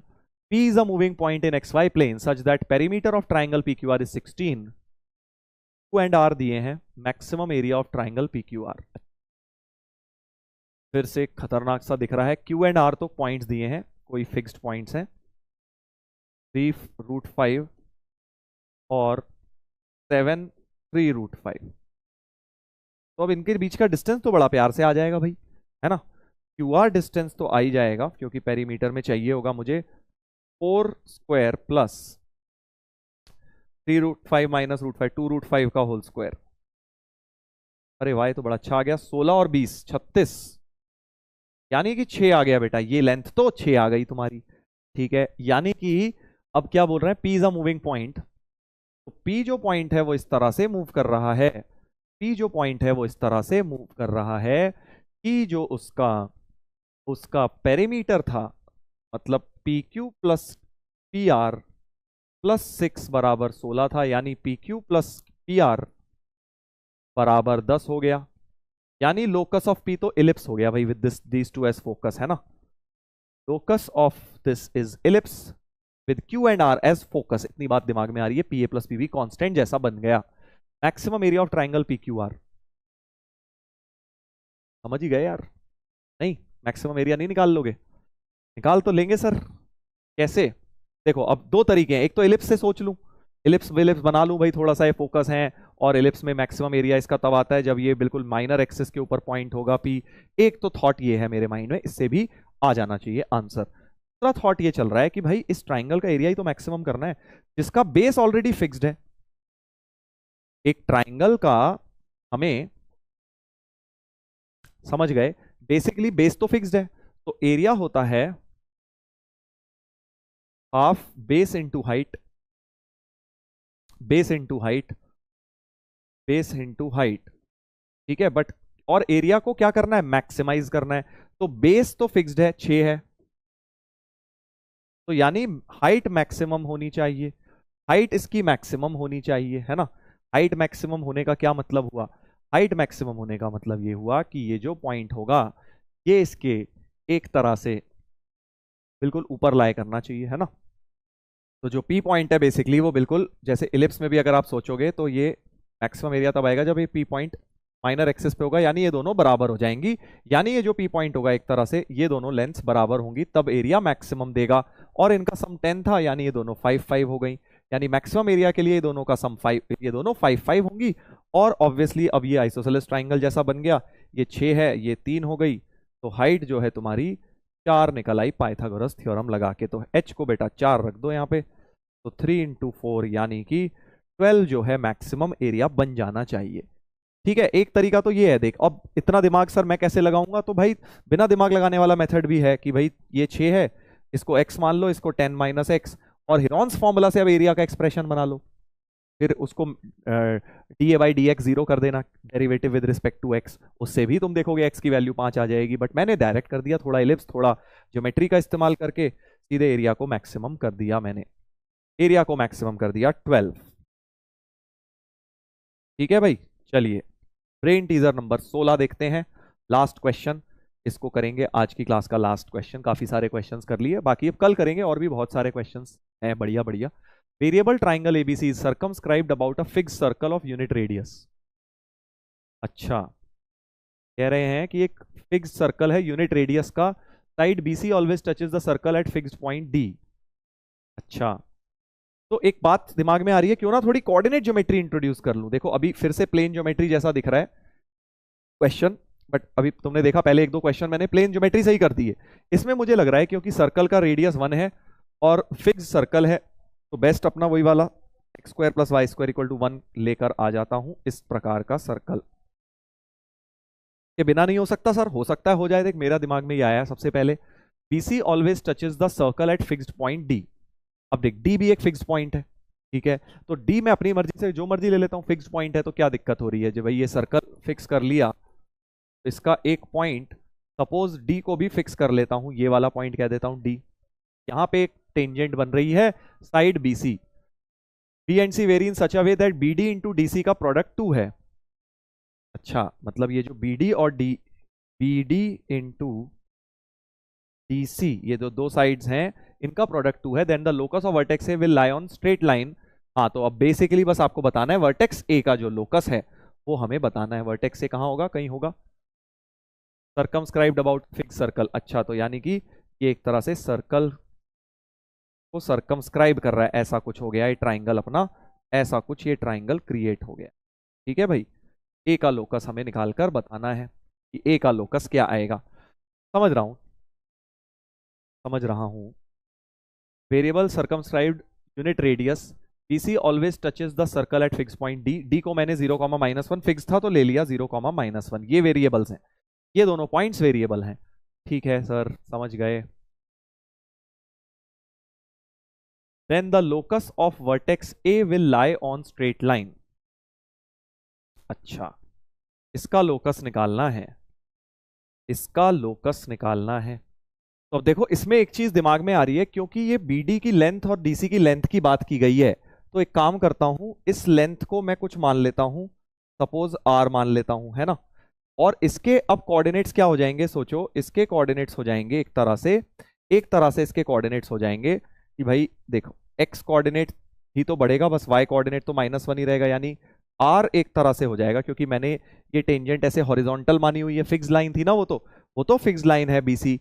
देखो क्या लिखा हुआ है, fixed point D, fixed side BC, a variable triangle, एक minute, variable triangle ABC is circumscribed about a fixed circle, side BC always touches a circle at fixed point. अच्छा, ये बस पॉइंट फिक्स्ड है डी। और अब क्योंकि बेटा ये इसके देखो एक्स एक्सिस के तो पैरेलल ही है ना, हाँ, क्योंकि ये 90 है, साइड फिक्स नहीं है, सॉरी, एक्स एक्सिस के क्योंकि ये पैरेलल है, तो इसका जो वाई कोऑर्डिनेट है वो तो सेम ही रहेगा, वाई कोऑर्डिनेट तो सेम रहेगा, ठीक है। और एक्स कोऑर्डिनेट में बेसिकली आर हो जाएगा बस, तो आर कॉमा -1 हो जाएगा ये, राइट। और ऐसे ही ये वाला, अगर वो R1 है तो ये R2 हो जाएगा इस बेसिकली, ठीक है, -R2 आ जाएगा इधर। मैं अभी उसको R1 R लेके चलता हूं, क्योंकि मुझे दिख रहा है कि दोनों के लिए सेम ही प्रॉपर्टी है। अगर इसको भी मैं -R2 -1 लिख लूंगा, फर्क नहीं पड़ रहा, क्योंकि मुझे दिख रहा है ये भी लाइन, ये वाला पॉइंट बस इससे सिमेट्रिकली है, कोई दिक्कत नहीं है। वह डिस्टेंस R1 है, R2 है, product of R1 into R2 2 दिया है एक्चुअली, राइट। R1 R2 का प्रोडक्ट आपको 2 दिया है।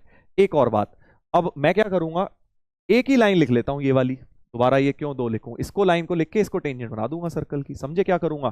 तो ए पॉइंट एच कॉमा के मान लेते हैं, और ये पॉइंट मैंने मान ही लिया। मेरे माइंड में प्रोसेस ये चल रहा है, इससे 2 पॉइंट फॉर्म से लाइन लिखी, डिस्टेंस ऑफ ओरिजिन 1 करा क्योंकि टेंजेंट है, डिस्टेंस ऑफ ओरिजिन 1 किया क्योंकि टेंजेंट है, और फिर बेटा आर में क्वाड्रेटिक आएगी, उसकी product of the roots use कर लूंगा। समझे क्या कह रहा हूं मैं, चलो करके दिखाता हूं। Equation of AC, equation of AC क्या हो जाएगी, y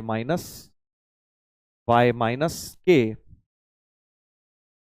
equal to m times slope क्या हो जाएगी इस लाइन की, k+1 upon r minus upon h minus r, k+1 upon h minus r into x minus h, cross multiply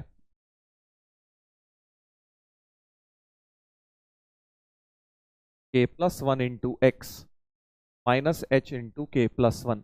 और इस लाइन का ओरिजिन से डिस्टेंस बेटा 1 कर देता हूं, 0 0 से डिस्टेंस, तो x और y को 0 0 डाला, h into k+1 minus K into H minus R upon root A square plus B square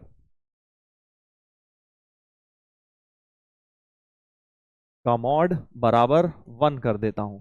H के तो कट गया, तो h प्लस के आर का whole square is equal to H minus R whole square plus k+1 whole square. खोल देते हैं इसको, R में क्वाड्रेटिक बन गई, H square plus R square minus 2HR, और ये k+1 whole square as it is रखा रहा, कांस्टेंट है वो। अब देखो आर स्क्वायर की टर्म्स इकट्ठी की जाएं, आर स्क्वायर की टर्म्स ये है k square -1 into R square, H square तो कट ही गया, और ये वाली बीच की टर्म हो गई 2HKR plus 2HR minus k+1 whole square बराबर 0। तो प्रोडक्ट ऑफ द रूट्स हमारे पास निकल कर आ गया है बेटा, प्रोडक्ट ऑफ द रूट्स। अब एक और बात, प्रोडक्ट ऑफ द रूट्स -2 लूंगा, एक्चुअली 2 नहीं लूंगा, क्योंकि मैंने प्लस और इसको माइनस माना हुआ है, राइट। तो वही बात है, आपने उसको R1 की जगह सिर्फ R2 माना हुआ है, तभी तो आपने बोला कि R1 को R2 से रिप्लेस करके क्वाड्रेटिक मिल गई। तो प्रोडक्ट ऑफ द रूट्स, क्योंकि साइंड है, एक पॉजिटिव डायरेक्शन में एक नेगेटिव डायरेक्शन में डिस्टेंस है, तो -k+1 whole square upon k square -1 को -2 ले लीजिए, प्रोडक्ट ऑफ द रूट्स को 2 ले लिया एक तरह से, तो k स्क्वायर +1 + 2k बराबर 2 इंटू k स्क्वायर -1, तो k स्क्वायर -2k, सब कुछ राइट में ले जा रहा हूं, -3 बराबर 0। यहां से हमारे पास आ गया k -3 इंटू k+1 बराबर 0, यानी k की वैल्यू 3 आ गई। और k equal to -1। k equal to -1 तो रिजेक्ट करूंगा क्योंकि वो तो एक तरह से यही वाली लाइन बन गई, y इक्वल टू -1 यही वाली लाइन बन गई, तो लोकस ए का ये तो हो नहीं सकता, यानी ए का locus A clearly y equal to 3 line आ गई, y इक्वल टू 3। अब तुम बोलोगे कि सर ये तो आपने फिक्स कर दिया इसलिए आ गई क्योंकि आपने एक्स एक्सिस सर्कल ऐसा ले लिया। बेटा मुझे उससे मतलब नहीं है, मुझे बस इससे मतलब है, y इक्वल टू 3 से मतलब नहीं है, इससे मतलब है कि इसके पैरेलल आया लोकस। तो clearly locus of A is a straight line parallel to BC। वो तो मैंने y इक्वल टू कांस्टेंट मानी हुई थी, इसलिए ये भी y इक्वल टू कांस्टेंट आ गया। इसी को बोलते हैं कोऑर्डिनेट ज्योमेट्री को हम लेकर आए, क्वेश्चन के अंदर थी नहीं, हम अपनी मर्जी से सेंटर ओरिजिन वाला सर्कल ले आए। और क्या बोला गया है, making an angle of π/6 with side BC, making an angle of sine नहीं BC के साथ तो पैरेलल ही है। ए ऑप्शन हमारा आंसर हो गया, ठीक है, ए ऑप्शन हमारा आंसर हो गया। इस तरह से हमने इस क्वेश्चन को कर दिया। बाकी ये भी हो सकता था कि भाई आपसे पूछ लेते कि भाई इस लोकस के बीच में डिस्टेंस क्या है, तो 4 डिस्टेंस बन रहा है, इनके बीच में हमेशा डिस्टेंस जो है 4 बनेगा। देख लीजिए एक बार, डिस्टेंस हमेशा 4 बन जाएगा, ठीक है। एक तरीका तो इसको करने का ये था। अब एक और तरीका था जो मैंने किया, एक तो कोऑर्डिनेट ज्योमेट्री इंट्रोड्यूस करके है ना, एक बिना कोऑर्डिनेट ज्योमेट्री भी इंट्रोड्यूस करे। एक्चुअली ये चीज, ये क्वेश्चन हो गया था फिर सॉल्व, जब मैंने देखा ना कि यार लोकस इतना बढ़िया आ रहा है। शॉर्ट तो पहले देख यही आया था बट थोड़ा लेंदी है, बट अब तुम क्योंकि शॉर्ट मेथड्स के पीछे भागते हो, शॉर्ट मेथड्स के पीछे भागने की जगह थॉट के पीछे भागा करो कि सोचने में तुम्हें क्या आ रहा है। जो सोचने में आ रहा है वो बेटर है, क्योंकि एग्जाम में बेटा तू वही सोच पाएगा, एग्जाम में ये नहीं सोच पाएगा जो मैं बताने वाला हूं। देख एग्जाम में फर्स्ट वाला सोच सकता था बिल्कुल आराम से, एक सर्कल लेना था ABC, तो देख ये वाली साइड जो ABC ये होती है ना S-B होती है, ये S-C होती है। S क्या है, वही सेमी पेरीमीटर। सर हमें कैसे पता, जल्द निकाल के दिखा देता हूं। देख अगर कोई भी एक ट्राइंगल ले लो इस तरह का, एक ये इसका सर्कल ले लिया, इन सर्कल, इसको ले लेते हैं X ले लेते हैं, ठीक है, तो ये भी X हो गई, ठीक है सर हो गई। उसके बाद ये वाली तुमने ले ली क्योंकि ये A था, ये B है, ये C है, तो ये वाली साइड A होती है, तो ये A-X हो गई, ये भी A-X हो गई, लेंथ ऑफ टेंजेंट बराबर। यहां तक बात सही है? हाँ सर सही है। और अब सोचो अगर ये x है तो ये वाली तो c थी, तो ये c-x हो गई, तो ये भी c-x हो गई। इन दोनों का सम मिला के, इन दोनों का सम मिला के तो b होना चाहिए, तो a-x प्लस c-x बराबर b होना चाहिए, तो a प्लस c-2x बराबर b। a प्लस c को लिख ले 2s माइनस b, तो 2s minus 2b equal to 2x हो गया, यानी x की वैल्यू s माइनस b हो गई, ठीक है। अब ये अगर याद था तो तुम फिर भी सोच सकते थे 1% इस क्वेश्चन में ऐसे कि ये s माइनस बी है और ये s माइनस सी है, क्योंकि ये लेंथ तुम्हें दी है बेटा, इनका प्रोडक्ट दिया है, देख 2, इनका प्रोडक्ट ही तो 2 दिया हुआ था, s माइनस बी और s माइनस सी का। समझ गया? ऐसे ही वो s माइनस सी आ जाएगी, बिल्कुल सेम लॉजिक से कर लेना a माइनस एक्स की वैल्यू, ठीक है। चलिए तो अब इसका क्या करूंगा, according to the question s minus b into s minus c 2 दिया हुआ है, s minus b into s minus c 2 दिया था, है ना, क्योंकि B D into D C ये वाली लेंथ आपको प्रोडक्ट 2 दिया हुआ था। अब देखो हिरॉन्स फॉर्मूला में क्या होता है सर, हिरॉन्स फॉर्मूला में होता है डेल्टा स्क्वायर होता है s minus a s minus b s minus c, ठीक है सर, इतनी वैल्यू तो 2 दी हुई है, so delta square equal to s minus a into 2s into s minus a, ठीक है भाई, ठीक है, बात यहां तक सही है। और क्या दिया था हमें, और क्या दिया था, अच्छा अब हमें इन रेडियस इसका 1 दिया हुआ है, ऐसे मान लो क्योंकि यूनिट रेडियस दिया था, अगर तुम्हें कोऑर्डिनेट ज्योमेट्री नहीं लानी तो, बट फिर भी इसका रेडियस तो 1 है ही ना, यानी स्मॉल आर की वैल्यू, थोड़ा सॉल्यूशन ऑफ ट्राइंगल से कर रहा हूं, small R delta by S होता है, डेल्टा बाय एस की वैल्यू 1 हो गई, है ना, यानी डेल्टा इक्वल टू एस हो गया, यानी कि डेल्टा स्क्वायर की जगह एस स्क्वायर लिख दो, एक एस काट दो, तो s equal to 2s minus 2a, तो यहां से s आ गया 2a, s आ गया तुम्हारा 2a, ठीक है भाई, s आ गया 2a, हाँ सर। अच्छा अब एक बात नोटिस करने वाली ये है, क्या है नोटिस करने वाली, कि अगर आप ध्यान से देखें तो s तो ये था, हाँ सर, s तो डेल्टा के बराबर था, इधर देखो, तो यानी कि डेल्टा इसका 2a हो गया।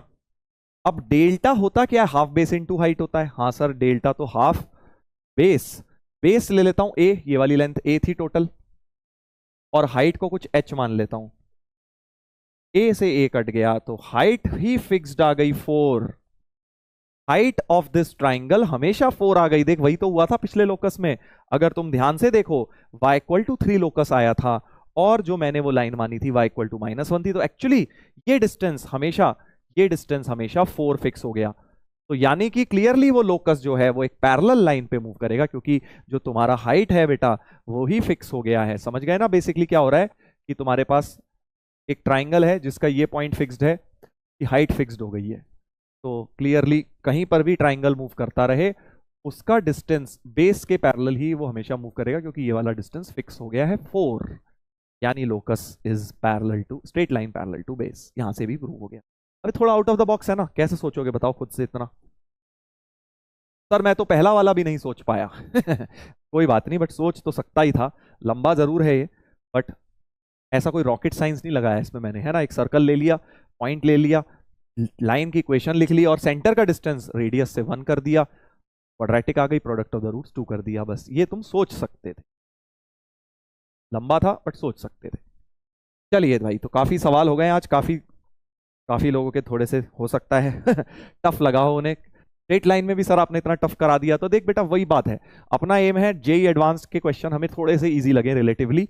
उसके लिए कॉन्सेप्ट्स जो तुमने जो पढ़े हैं, कॉन्सेप्ट कुछ नया नहीं बनाया मैंने, वही कॉन्सेप्ट्स को किसी तरह से मैंने घुमा फिरा के लगवाया है आज की क्लास में, ठीक है। तो अब कल की क्लास में, नेक्स्ट क्लास में और इसी तरह से और बढ़िया बढ़िया ब्रेन टीजर्स करेंगे, ठीक है। और मजा आएगा आपको, straight lines, pair of lines और मेनली होमोजेनाइजेशन या फिर parametric form of straight line. आज हमने वो नहीं किए पैरामेट्रिक के questions, x1 plus r cos theta, y1 plus r sine theta, उस चीज का कल आपको बढ़िया बढ़िया एप्लीकेशन स्ट्रेट लाइन में करवाऊंगा, ठीक है भाई। चलिए, तो आई होप आज के लेक्चर में मजा आया सभी बच्चों को। मिलते हैं हम बच्चों कल के लेक्चर में। इसी तरह से मेहनत करते रहो और कमेंट करके जरूर बताओ कैसा लग रहा है, टफ लग रहा है, इजी लग रहा है, मजा आ रहा है, या कोई भी प्रॉब्लम्स अगर आप फेस कर रहे हो उसको भी हम डिस्कस कर लेंगे। बीच बीच में मैं चैट्स पढ़ता रहता हूँ तुम्हारी, है ना। चलो take care everyone, bye bye.